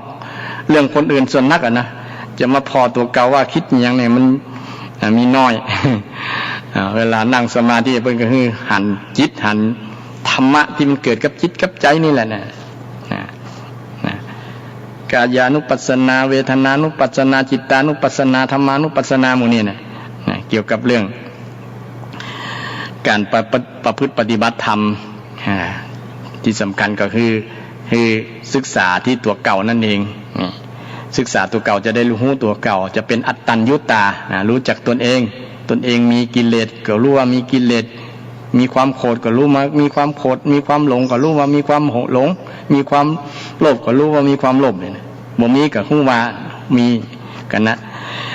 เฮาจะฮู้ได้ยังไงก็ฮู้ที่ใจเฮาเนี่ยเฮาพิจารณาใจเฮาคิดอย่างนั้นคิดอย่างยังอยู่นี่บ่มีไผจะฮู้เต้าเฮาล่ะนะหมอเมื่อหมอทั้งหลายเนี่ยบ่ฮู้เต้าเฮาละญาติโยมเนี่ยจะฮู้จักตัวเฮาเนี่ยนะบ่มีไผเพราะว่า มันอยู่ตรงในแล้วเนาะมันเป็นนามธรรมเพิ่นบ่มีนอกจากเพิ่นจะมีตาทิพย์หมอพอหันว่าเฮาคิดอย่างพ้องเนี่ย นอกจากพระหันแล้วเพิ่นสิรู้จิตรู้ใจคนนะเจโตปริยานมีการรู้จักจิตใจของคนอื่นนี่คุณธรรมของสัตตบุรุษเนี่ย7ประการว่าถ้าบุคคลที่มีเหตุมีผลรู้จักตนรู้จักประมาณเป็นต้นแบบของเฮาได้นะเฮาก็จะควรคบสัตตบุรุษนี้ถ้าไปฝ่ายที่ไปคบคนพาลนะคบอสัตตบุรุษนะมีอะด้วยนะแปลว่าไม่ใช่สัตตบุรุษคนบดี คนบดีภาษาชาวบ้านเฮาก็คือคนบดีนั่นแหละคบคนบดีเนี่ยเสื่อมแน่นอนพุทธเจ้าว่าเสื่อมในอบายมุขก็มีแล้วนะคบคนพาลคบคนบดีนี่เสื่อมปากทางแห่งความเสื่อมนี่มันก็โยงไปถึงอบายมุขนี่ในเหตุความเสื่อมนี่ก็มีอบายมุขเกือบครบเลยญาติโยมที่จะอู้ต่อไปเนาะข้อที่2นี่คือถ้าอยากจะเสื่อมลองทดลองได้เลยนะเจ้าสอนเทวดาว่าถ้าอยากมีความเสื่อมนะชีวิตบ่เจริญเนี่ยไปคบคนบ่ดีเถอะนะมันถึงเสื่อมแน่นอนเนี่ยไปบ่เชื่อก็ทดลองเลยไปคบคนบ่ดีเนี่ยมันนิสัยบ่ดีก็จะติดเฮามาตัวเฮาก็ติดนิสัยเขามาตัวเนี่ยมันอย่าง อย่างละอ่อนเขาจะสังเกตนะไปคบกับเปื้อนดีก็เป็นคนดีไปตัวไปพบกันเปื้อนที่ติดยาบ้านะไปคบคนที่ไปแอลนะเมื่อคืนนะบ่หลับบ่นอนนะไปเล่นนั่นเล่นนี่นะแอลนั่นแอลนี่เนี่ยก็ไปตัวเขานะเป็นไปตัวเขาเนี่ยอันนี้สำคัญการคบเนี่ยการเสพนะภาษาพระเป็นน้องว่าเสพเนี่ยการคบนี่เสพคนเสพนิสัยเนี่ยเสพนิสัยไปอยู่ตัวนอนตัวกินกันตัวนี่เป็นลักษณะการคบนะแต่เฮาก็อย่าไปรังเกียจคนเนี่ยแต่รังเกียจความญาติโยมรังเกียจความบ่ดีที่อยู่ในตัวคนน่ะนะถ้าเอาความบ่ดีออกมันก็เป็นคนดีหมดนะญาติโยมพระพุทธเจ้าได้สอนไว้ว่าคนพาลนี่หมายถึงความเป็นพาลในตัวบุคคลนะในตัวบุคคลท่านพุทธเจ้าจะอยู่กับเทวทัตได้เลยเทวทัตนี่เป็นพาลนะญาติโยมนะอยู่กับเทวทัตจนเทวทัตถึงความหายนะถึงความ ตายในที่สุดเนี่ยเพราะเป็นบุคคลที่เป็นคนพาลนะแต่พุทธเจ้าก็อยู่ตัวอยู่ตลอดนะเทวทัตก็อยู่ตัวพุทธเจ้าเนี่ยคนนั้นแต่ว่าความ เป็นคนพาลในจิตในใจของเทวทัตมันอยู่ในจิตในใจนะพระเจ้ากำลังแสดงบอกว่าอันนี้แหละความเป็นพาลเนี่ยนะเราบอกควรเอาอย่าง มันทำให้เกิดความเสื่อมหายนะนี่ใครก็ตามที่มีลูกมีหลานบอกญาติโยมนะญาติโยมก็บอกลูกหลานเนาะว่าความเป็นคนพาลความเป็นคนพาลเนี่ยอยู่ในคนเนี่ยคนเขาบอกควรรังเกียจนะญาติโยมเขาก็อยู่ด้วยกันนะอย่างคนในครอบครัวก็อาจจะมีความเป็นพาลอยู่ในจิตใจบางคนบางคนในครอบครัวนั้นสมาชิก 4-5 คนสามีภรรยาลูกหลานพ่อแม่พ่ออุ้ยอย่างต่างๆอาจจะมีแต่ละคนก็อาจจะมีพาลคนละอย่าง เราจะอย่าเอาความพาลที่แต่ละคนมีเนี่ยเอามาเป็นอย่ามาทำตัวเนี่ยอย่ามาแยะตัวเปิ้นอย่าอู้ตัวเปิ้นเนี่ยให้หลีกไก่จากความนะบ่จะหลีกไก่จากคนก็ต้องอยู่ด้วยกันตลอดเนาะญาติโยมบ่ไปไหนนอกจากจะตายละกันนะไปไหนกันบ่รอดเอาต้องอยู่ด้วยกันเนี่ยอย่างอยู่เชียงใหม่ก็อยู่ในเชียงใหม่เนี่ยไปที่ไหนก็ยัง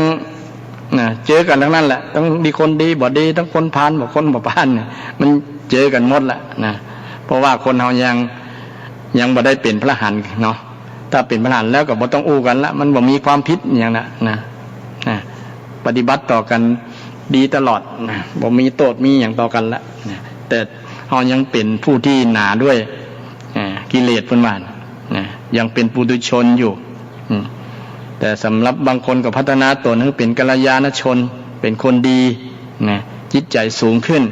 ก็มีความผิดพลาดมีความเป็นพรานในจิตในใจน้อยลงนะความเป็นพรานเนี่ยมันเป็นเหตุความเสื่อมนะพระเจ้าก็สอนเทวดาว่าถ้าอยากเสื่อมนะอยากเสื่อมก็นะอยากเป็นคนเสื่อมชีวิตจะเสื่อมสลายชีวิตจะมาลายบ่มีความเจริญในชีวิตเลยดำเนินชีวิตมีแต่ความล่มสลายคบคนเลยคบความเป็นคนพาลความเป็นคนพาลความเป็นพาลในคนนี่แหละเป็นเหตุแห่งความเสื่อมข้อที่สองนี่มีญาติโยมโทรมาเห็นละรับสายก่อนนอเจริญพร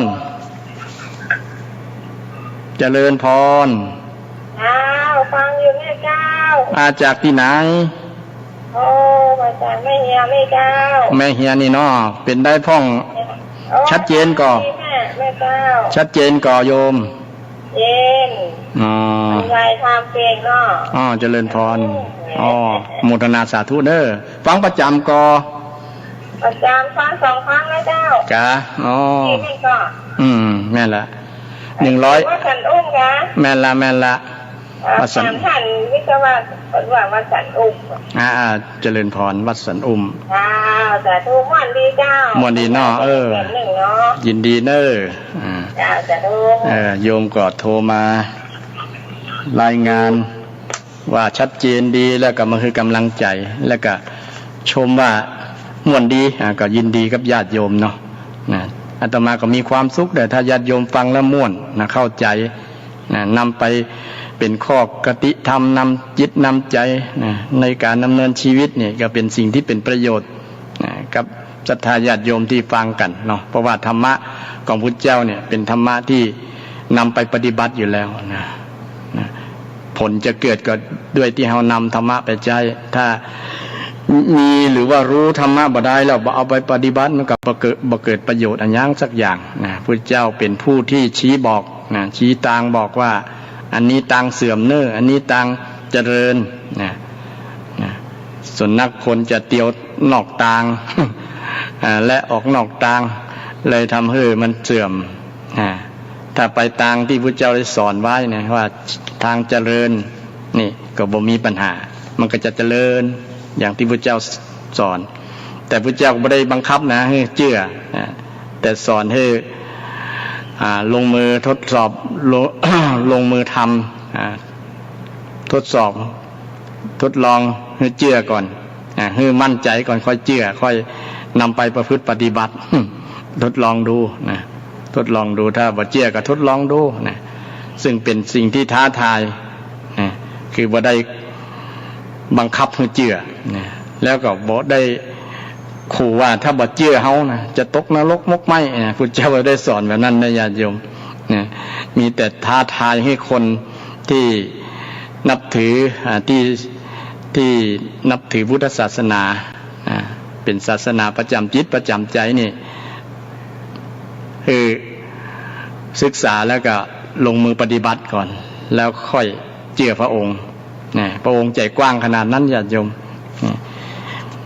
อันนี้เป็นสิ่งที่จบดีกับชาวพุทธทุกคนนะเนาะที่มี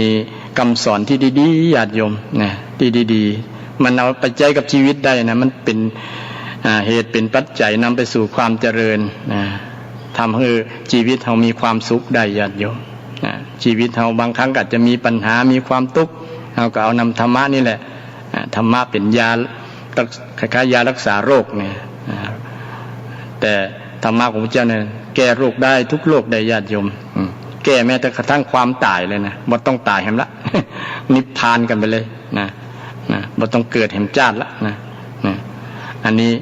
เป็นธรรมะที่เราควรภาคภูมิใจว่าเราเกิดมาพบพุทธศาสนามีธรรมะที่ดีๆนะเราสามารถนำธรรมะนี้ไปใจกับชีวิตประจำวันของเราได้เนี่ยอันนี้อาตมานำเรื่องที่ว่าเทวดามาถามว่าเหตุแห่งความเสื่อมนี่มีอย่างพ้องนะมีก่อพุทธเจ้าสอนแต่เรื่องความเจริญอย่างเดียวกะพุทธเจ้าก็บอกว่ามีกะเพลออย่างความเสื่อม เนี่ยกำลังได้ได้2 ข้ออยู่เนาะข้อที่3ก็ว่าคนที่ คนที่อยากเสื่อมเนี่ยข้อที่3บอกว่าเป็นคนที่ชอบนอนวัน นอนอย่างเดียวแล้วก็คนขี้ค้านนะคนขี้ค้านบ่มันบ่ขยันนะชอบจีเซานอนนะกินนอนประมาณนั้นนะเป็นคนขี้ค้านเนี่ยว่าพออย่างหนึ่งว่ามันค้านต่อความเป็นจริงบางคนว่าการนอนก็ดีกะญาติโยมลองสังเกตว่าถ้านอนนักเนี่ยคนที่อยู่หงยาน่ะหลังเปื่อยเลยนะบ่ใช่ว่าดีนะนอนนักก็เป็นตุ๊บนี่นั่งเมื่อนก็เป็นตุ๊บไงต้องเปลี่ยนอิริยาบถอย่างที่เอาไปปฏิบัติธรรมนะเพิ่นจะให้ยืนเดินนั่งก็นอนเมื่อยแต่ก็นอนสมาธิก็ได้เนี่ยนอนนะอย่าไปฝืนที่เอาปฏิบัติฝึกได้หันความเป็นอนิจจังบ่ได้หรอว่ามันเป็นสภาวะมันเกิดขึ้นกับจิตใจเฮาว่ามันเป็นทุกข์ไงเนี่ยมันทนได้ยากเช่นเฮานั่งเมินนี่เนาะนั่งเมินกับปวดเนี่ยความปวดนี่เป็นทุกข์ก็เป็นกับมันทุกข์ทนบ่ได้อ่ะนะถ้านอนนักๆก็เป็นมันทุกข์ก็โอ้ฮ้อนหลังขนาดนั้นคนที่เคยเป็นบ่สบายเนาะเจ็บเป็นเอ็นอุ่นเป็นนอนอยู่ห้องยาเนี่ยหลังเปื่อยมีนักหลายญาติโยมนะเป็นทุกข์แต่มันเป็นเหตุหนึ่งเนี่ยทำให้เสื่อมคือคนขี้ค้านเนี่ยนะจะทำการทำงานกับขี้ค้านกับหาความเจริญยากนะเจริญในด้านวัตถุในด้าน อาชีพในด้านการงานก็ยากนะคนขี้ค้านเนี่ยนะเอาแต่นอนที่มีเพลงว่าบางออนเอาแต่นอนนะเอาแต่นอนบทยาการยางานถ้าเป็นแม่ยิงก็เอาแต่นอนอย่างเดียวเนี่ยเนาะบทยาการงานบ้านบ้านก็บททำความสะอาดนี่ก็เป็นเหตุอย่างหนึ่งทำให้เกิดความเสื่อมในการมีคู่ครองขอเวลารับโทรศัพท์ก่อนสักกรรมได้ยัดเยินหน่อยเจริญพรญาติโยมวันปู่ขันพระครูได้อยู่กับมาอยู่ไหนมาอยู่ไหนก็มีอย่างก็อันนี้ทำปูนเนาะแม่นละเนี่ยพี่เอเขาจะเปิดร้านกาแฟที่นาเกาะคนน่ะเรือลายลงเหนือเนี่ยให้เตะทำแล้วเอาตัวเจ้าเตะทำแล้วโดดดีกว่าได้กะไปเองหรือว่ามีคนรถมาครับเอารถมาครับกันเนาะได้เนี่ยเขาจะทำอย่างเตะเนี่ยทำอยู่ดีมีสุขหน่อยกันเนาะทำโลกวิธีกันได้หรอเจริญโลกเจริญเนาะก็ได้กันเนาะเจริญพรแล้วกันวันปู่นี่บางทีเจอเขารถไปห้าบนวันนั้นเนาะได้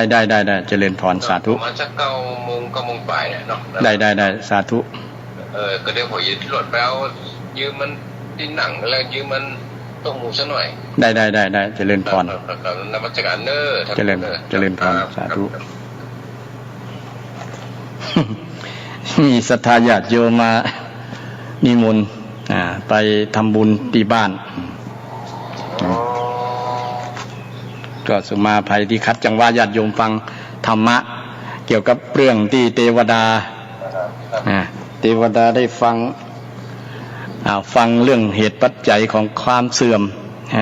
ถ้าอยากเสื่อมพุทธเจ้าก็บอกว่านอนนักเน้อขี้ค้านบ่ต้องยักการยังงานละประมาณนั้นเนาะสรุปความถ้าไปขี้ค้านบ่ขยันบ่มันเนี่ยความค้านความบดความค้านเนี่ยญาติโยมขอเวลารับเห็นกรรมจดเอาทำมาด้วยเนาะได้กันเจริญพร เจริญพรได้สาธุ มัสการเนอร์ขอสมาภัยโยมกับ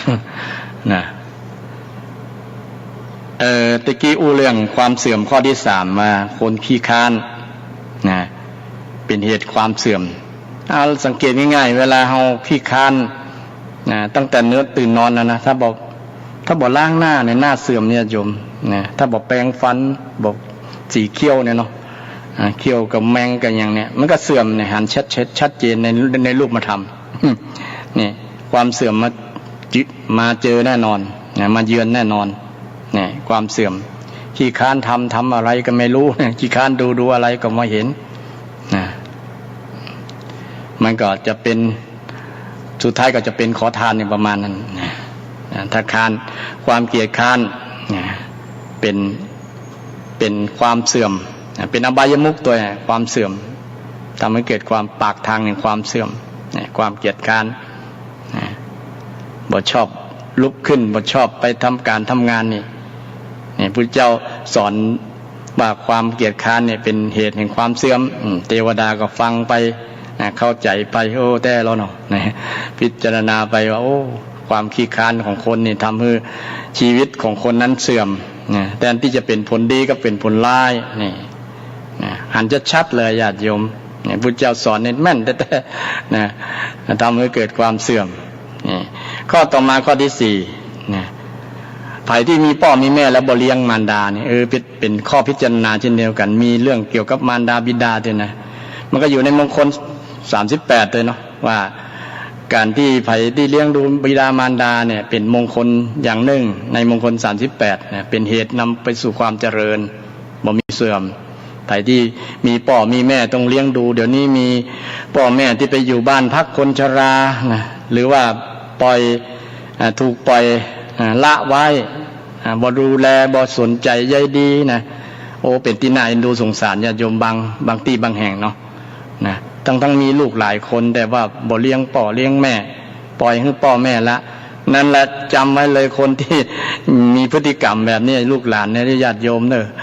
ะบอกลูกหลานญาติโยม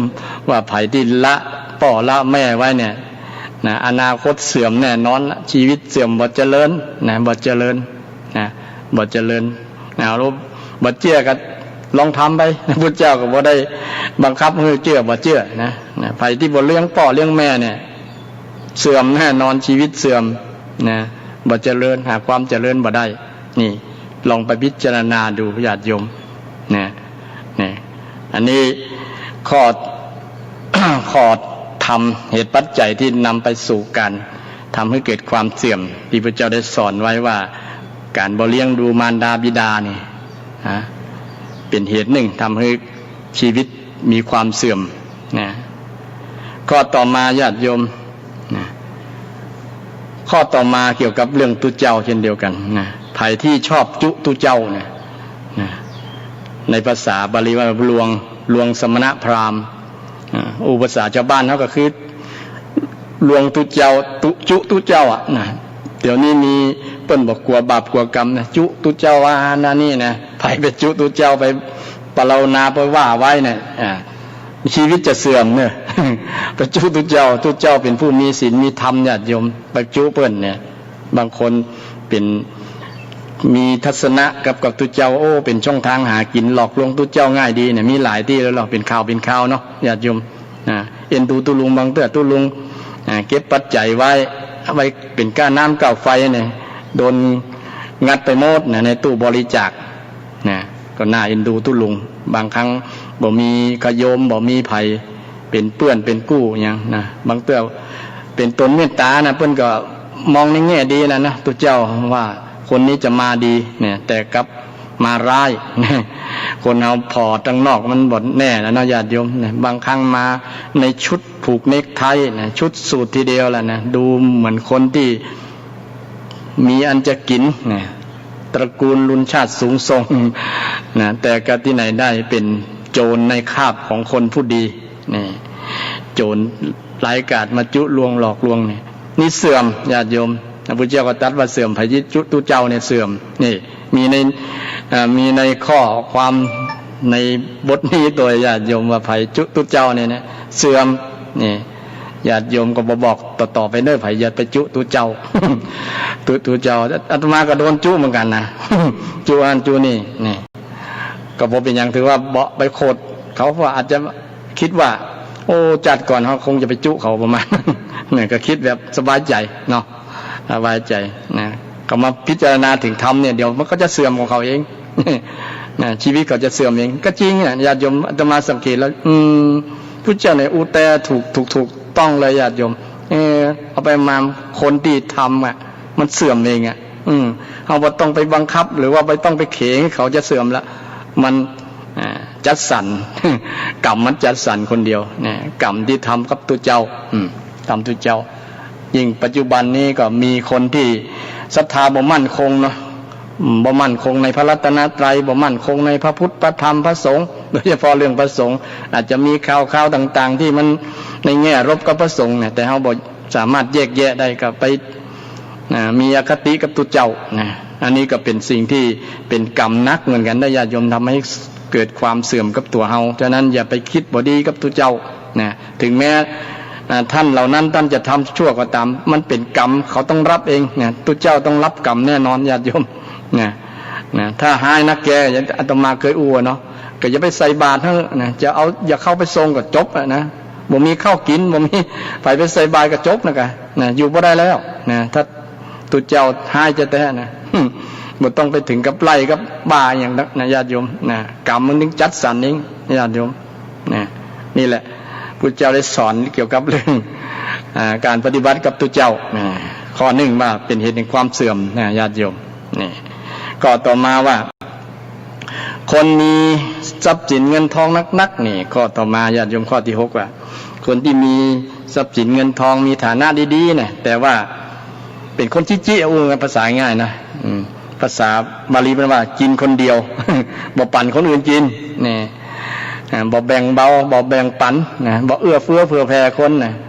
คน แม้แต่พี่น้องที่มาจะมาเปิ่งมายื่นมือขอช่วยเหลือกับบ่ปันฮื้อบ่แบ่งฮื้อนะบ่ช่วยเหลืออยู่เอาตัวรอดคนเดียวเนี่ยคนนี้มองเผินๆคิดว่าน่าจะเจริญนะแต่เสื่อมพุทธเจ้าสอนว่าเสื่อมอย่างน้อยก็เสื่อมจากมิตรและจากญาติทั้งหลายญาติก็ตีห่างออกบ่มีคนคบเลยญาติโยมคนที่กิเนี่ยคนที่กิเนี่ยบ่มีญาติคนที่จะคบนะคนที่เห็นหันแก่ตัวเนี่ยนะมีคนที่คบน้อยนะแม้แต่ลูกหลานก็ยังบ่อยากเข้าใกล้เนี่ยถ้าพ่อแม่คนใดเนี่ยเป็นคนที่จิบ่คือกับลูกกับหลานเนี่ยลูกหลานบ่ค่อยนั่นละนะบ่ค่อยดูแลมันเป็นธรรมชาติจ้าญาติโยมก็ลองสังเกตดูใครที่ถ้ามีทรัพย์แล้วก็แบ่งจัดสรรทรัพย์ตามที่พระพุทธเจ้าได้สอนไว้นะว่าส่วนหนึ่งไปแต่นี้นะส่วนหนึ่งเลี้ยงตัวเก่าส่วนหนึ่งเลี้ยงคนในครอบครัวเลี้ยงป่อเลี้ยงแม่นะส่วนหนึ่งเลี้ยงคนที่ มาเยือนเปิ้นว่าได้ก็อย่างใส่เอาให้เขากู้ใจหนี้เก่าเนาะใจหนี้เก่าก็คือเลี้ยงป่อเลี้ยงแม่พ่อแม่ถือว่าเป็นหนี้บุญคุณหรือว่าผู้ที่มีอุปการะคุณเนี่ยเราต้องเลี้ยงท่านใจหนี้เก่าให้เขากู้ก็คือเลี้ยงลูกเลี้ยงหลานเลี้ยงลูก ที่เราต้องเลี้ยงอยู่ทุกวันเนี่ยนะให้เขากู้นะเขากู้ไปบางคนกู้แล้วเบิดซ้ายก็นักเหมือนกันนะ ลูกหลานมาเดียวโมหูคุณเนี่ยโมหูว่ายืมพ่อยืมแม่แต่ใดโมหูตั้งแต่เขาเกิดมาเนี่ยบางคนมาคิดในส่วนนั้นเนาะเลยทำให้เป็นลูกที่โมหูคุณอักตันยู เนี่ยอาจจะเป็นความผิดของพ่อแม่อาจจะทำหน้าที่บกพร่องก็ได้นะหรืออาจจะเป็นกรรมเก่าก็แล้วแต่เหตุปัจจัยที่ลูกบ่ตอบแทนคุณแต่ที่สำคัญลองพิจารณาว่าเราทำหน้าที่ของความเป็นพ่อเป็นแม่ครบถ้วนบริบูรณ์ก่อนครบถ้วนบริบูรณ์ถ้าเป็นคนมีทรัพย์สินเงินทองมีฐานะดีๆก็ต้องจัดการบริหารเงินให้เป็นสัดส่วน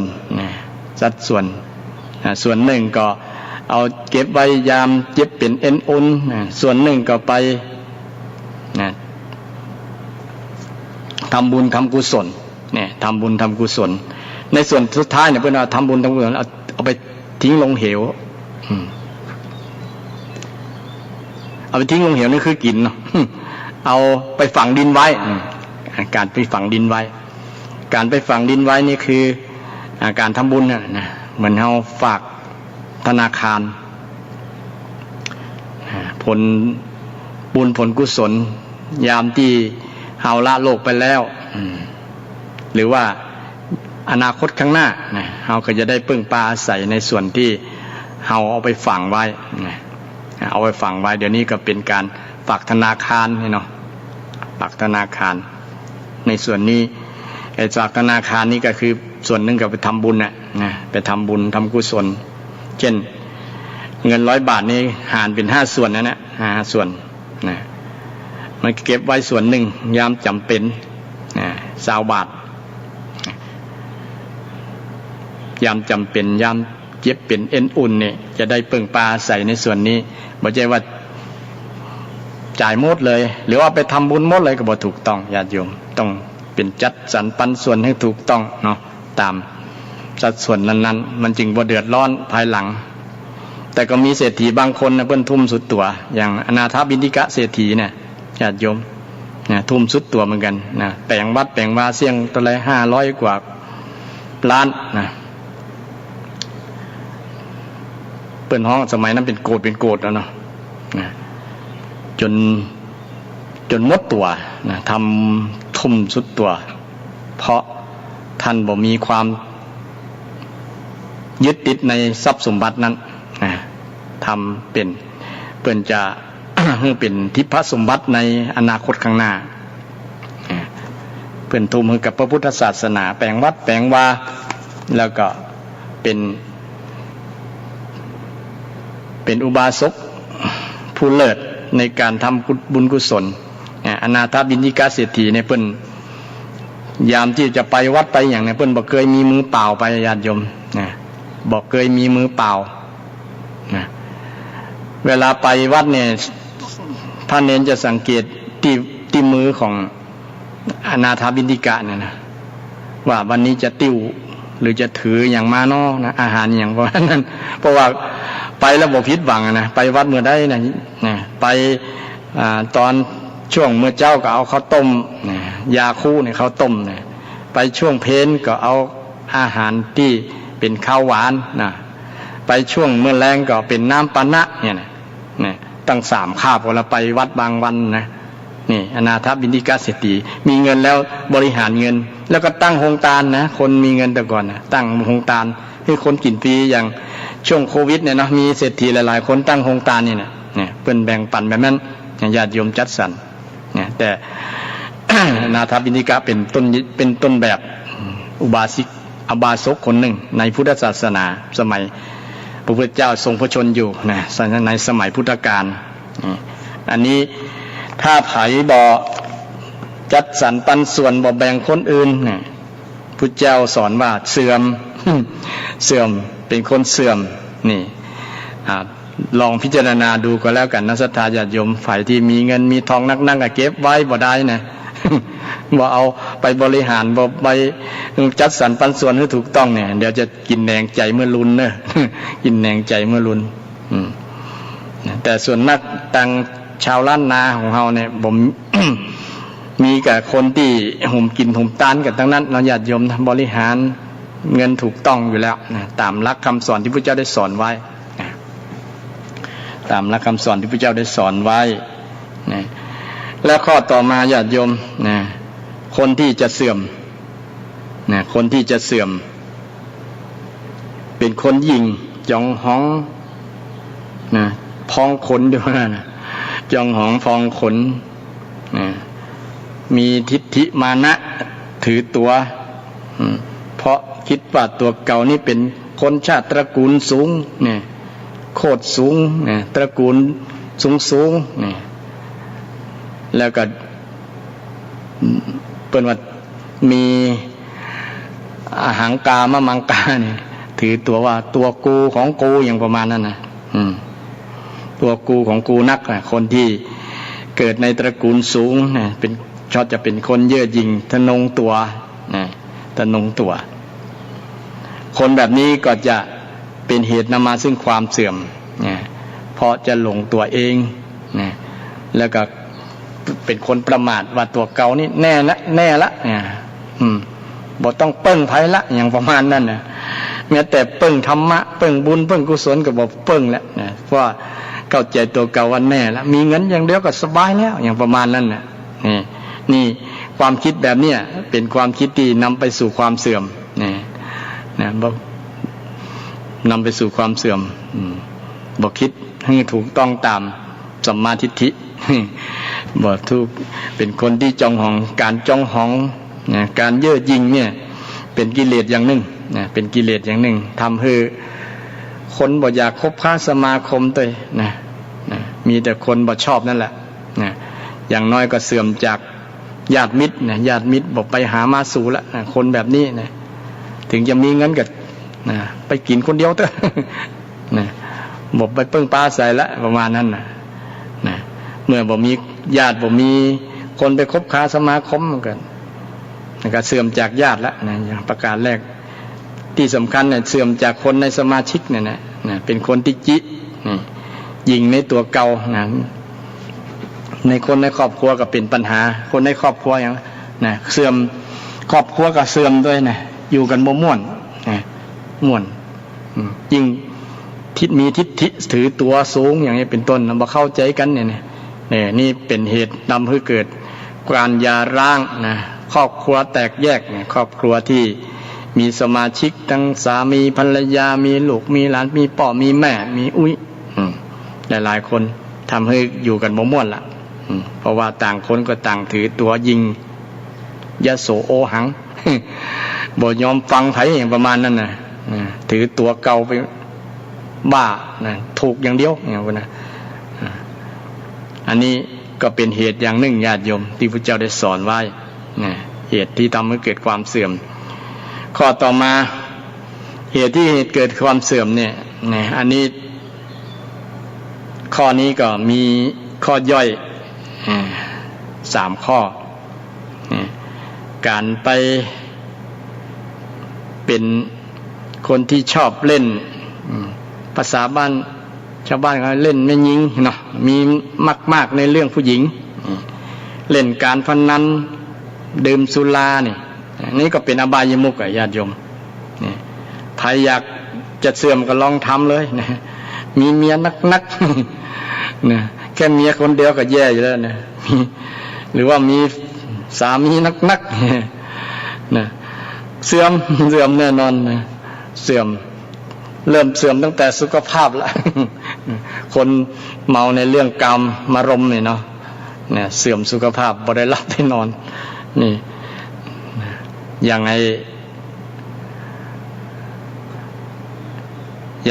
างสุนัขเนี่ยมันสังเกตมันเวลามันเมาตัวแม่นะเมาตัวแม่มันจะบ่กินข้าวกินน้ำเนี่ยสังขารมันเสื่อมญาติโยมโบอาตมามาหันแล้วก็พิจารณาเป็นธรรมะญาติโยมโอ้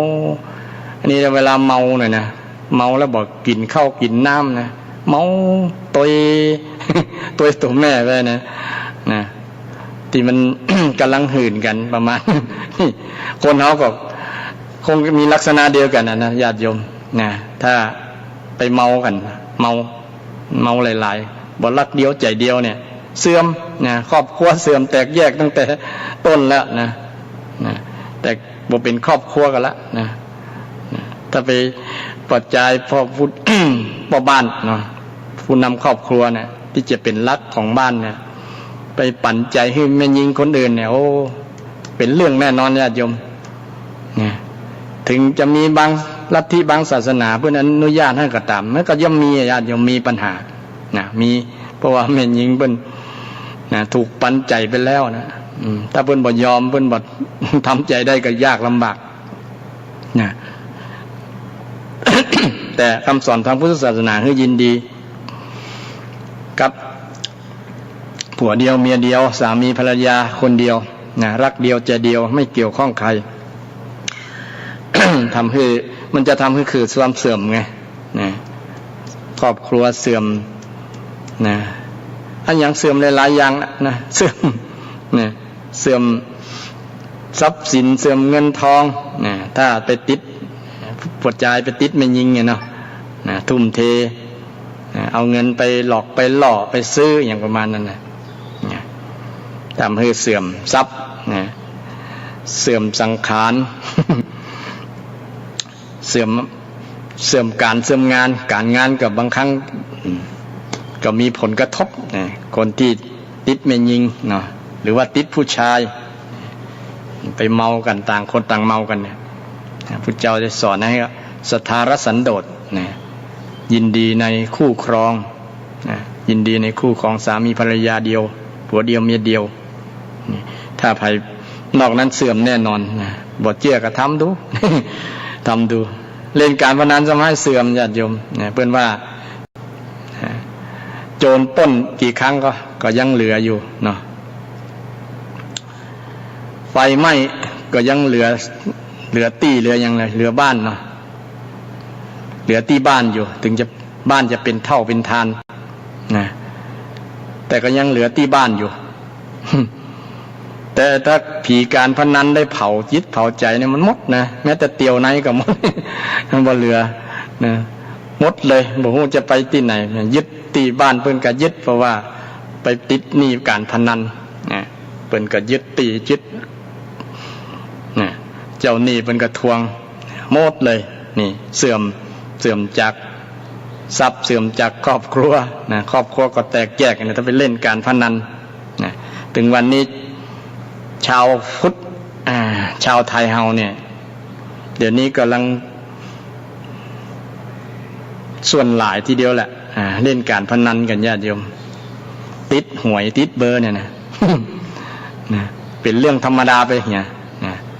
แต่ก็ยังมีที่ว่ามีขอบเขตบางคนบอกมีขอบเขตนะคือเล่นสุดตัวเลยได้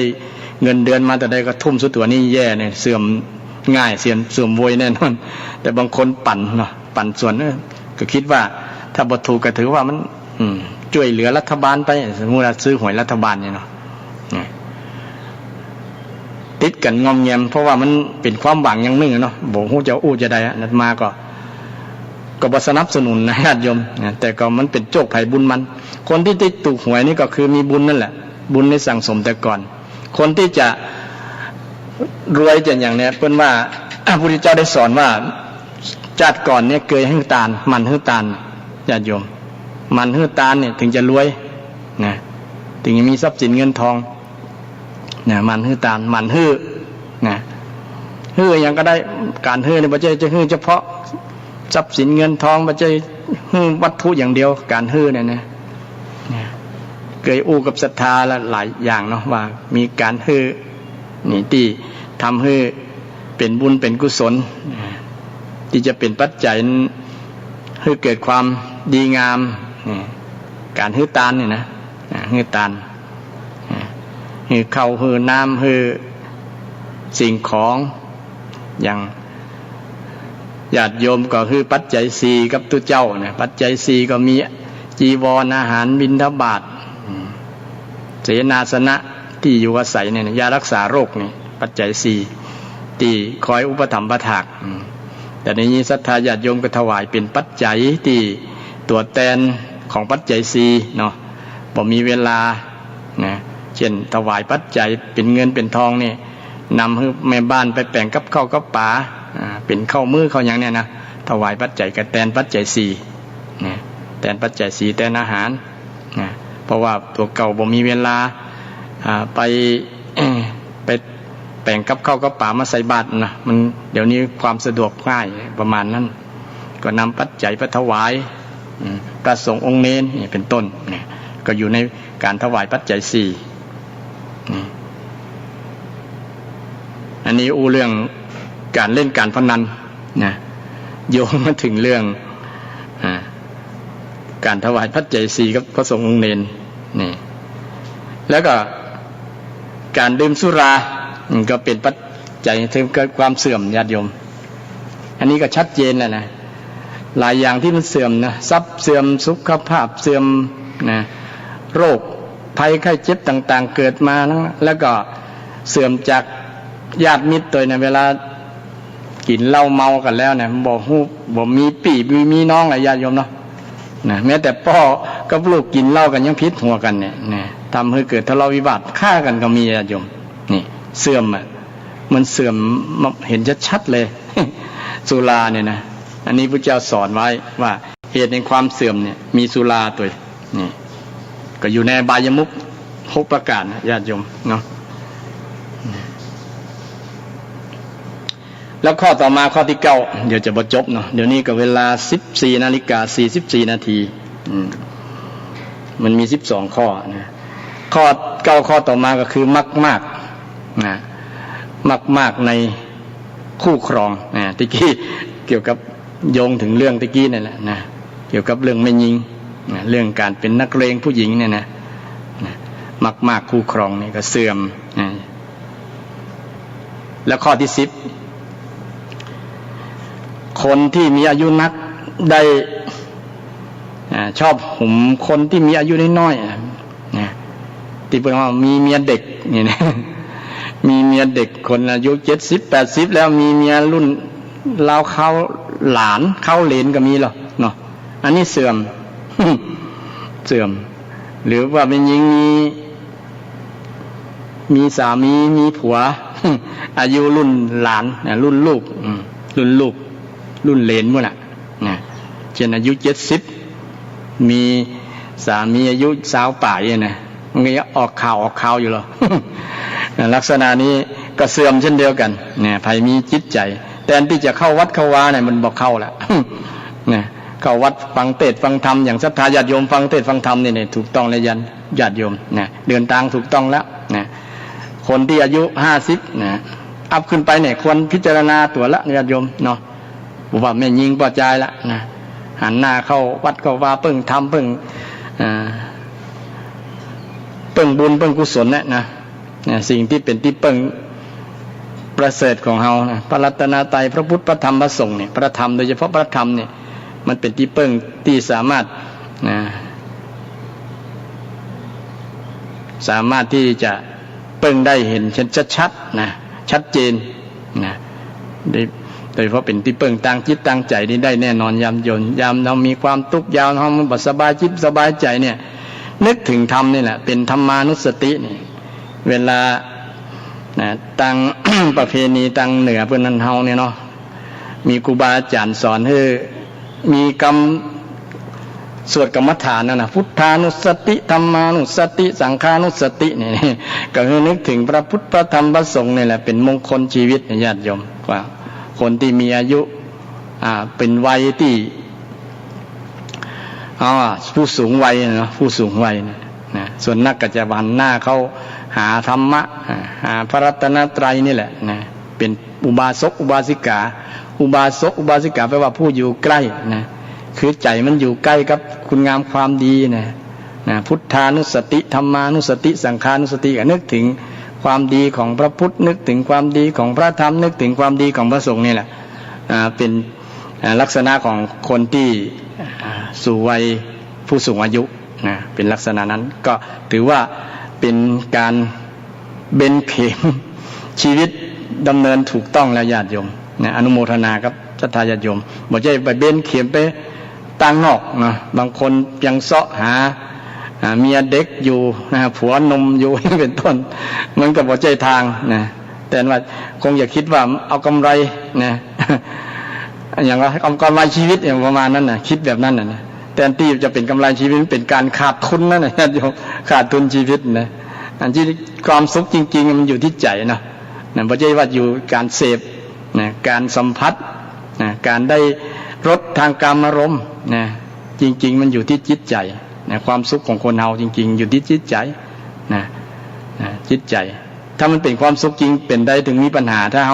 เอาแฟนที่มีคนหนุ่มมาเป็นคู่ครองเนี่ยทั้งห่วงทั้งหาทั้งหึงนะสปะอย่างนะญาติโยมห่วงหาหึง โหยหวนหาเวลาเพิ่นบ่อยู่กับเวลาเพิ่นโทรศัพท์ก็ยัง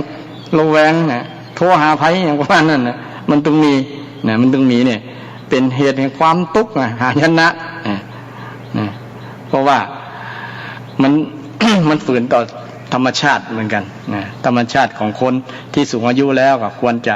หันหน้าเข้าวัดเข้าวาเนี่ยญาติโยมนะพุทธเจ้าว่าไผที่มีความคิดลักษณะนี้มันเป็นเสื่อมเหตุเสื่อมเลยนะมีเมียเด็กอย่างที่เป็นเขาว่านะมีเมียเด็กเนี่ยมีผัวเด็ก นะนี่กรณีถึงแม้ว่าจะโสดนะแต่มีก็ยังเสื่อมนะถ้าบ่โสดนี่ยังยิ่งหายเลยนะสมมติว่ามีคู่ครองอยู่แต่ว่าไปนอกใจมีเอาเมียเด็กมาเย้ยหยันอย่างประมาณนั้นน่ะก็มีแล้วในข่าวนะเป็นที่น่าสังเวชสลดใจเนาะแต่อันที่มีอายุแล้วเป็นรักเป็นล่มโพล่มไทรกับลูกหลานยังมีพฤติกรรมแบบจะยี่นะโอ้เสื่อมญาติโยมเสื่อมนี่พระพุทธเจ้าก็ได้สอนไว้เสื่อมแน่นอนญาติโยมลองพิจารณาเถอะนะพิจารณาเนี่ยแล้วข้อต่อมาข้อที่11ถ้ามีคู่ครองถ้าเลือกคู่ครองบอกว่าจะเป็นสามีภรรยาเนี่ยไผก็ตามจะเป็นแม่หญิงหรือพ่อใจนะถ้ามีลักษณะที่ใจสุรุ่ยสุร่ายเป็นคนที่ใจอวยเนี่ยนะก็เป็นเหตุแห่งความเสื่อมนี่ก็มีคำสอนนี้เหมือนกันนะโยมนี่คนที่บ่รู้จักบริหารเงินให้เป็นนะจ่ายตามความอยากเนาะความอยากโดยบ่ฮู้ว่าที่มาของเงินนั้นมาได้ยากหรือว่าจะหรือจะอย่างมันบาลานซ์กับรายรับก่อนนะเงินเดือนที่ได้มาเงินรายรับที่ได้มาเนี่ยจ่ายไปมันต่อกับรายรับก่อนรายจ่ายนี่มันจ่ายเกินก่อนนะเกินงบสมดุลงบเหมือนกับไอ้รัฐบาลที่จัดงบเกินดุลเนี่ยเนาะนี่อันตรายเป็นลักษณะเป็นหนี้นะเป็นหนี้ในอนาคตใจหนี้ในอนาคตเนี่ยใจเงินในอนาคตนะมันก็ติดลบนะนี่พุทธเจ้าก็ได้สอนอยู่นะว่าเป็นต่างเสื่อมต่างหายนะเหมือนกันนะใจเงินคือเป็นหนี้เนี่ยจะได้ก็ตามพยายามอย่าให้มันเป็นหนี้นะเฮาก็ใจตามที่เฮาได้มานะได้มาแต่ได้ก็ใจตามที่มีนะตามที่ได้นะเช่นได้100 บาทก็ใจ100 บาทนะถ้าใจ101 บาทไปก็แสดงว่าติดลบ1นะแต่เดี๋ยวนี้มันส่วนหลายทีเดียวแหละนะที่ใจหนี้ใจเงินอนาคต ติดหนี้ติดสินบอกว่านี่เจ้าหนี้เนี่ยจำหน้าบ่ได้นี่ก็เป็นเหตุเสื่อมเช่นเดียวกันญาติโยมแต่พุทธศาสนาสอนเรื่องประหยัดในญาติโยมคือประหยัดไม่ใช่ความจิเนอะบางคนเข้าใจว่าเป็นความจินะประหยัดแปลว่าทั่วยิ่งทั่วก่อนออกนะทั่วก่อนออกปะเนี่ยนะทั่วข้างหน้าก่อนออกยัตถะอัตถะแปลว่าประโยชน์อัตถะแปลว่าประโยชน์ให้ประโยชน์ทั่วคือให้ครบประโยชน์นั่นเองใช้ให้ครบประโยชน์ครบประโยชน์ของเงินคือมันคุ้มค่าเงินง่ายเนาะคุ้มค่าเงินที่จะใช้ไปคุ้มค่าพอดีกับค่าของเงินบางครั้งมันใจเกินความจำเป็นบางครั้งซื้อสุรุ่ยสุร่ายอย่างเช่นเครื่องอุปโภคบริโภคเสื้อผ้าก็ดีเครื่อง ต่างๆที่มาอำนวยความสะดวกความสวยความงามต่างๆบางครั้งมันเกินความจำเป็นนะใจเกินความจำเป็นมันก็เลยเป็นหนี้เป็นสินนี่พระเจ้าว่าถ้าครอบครัวใด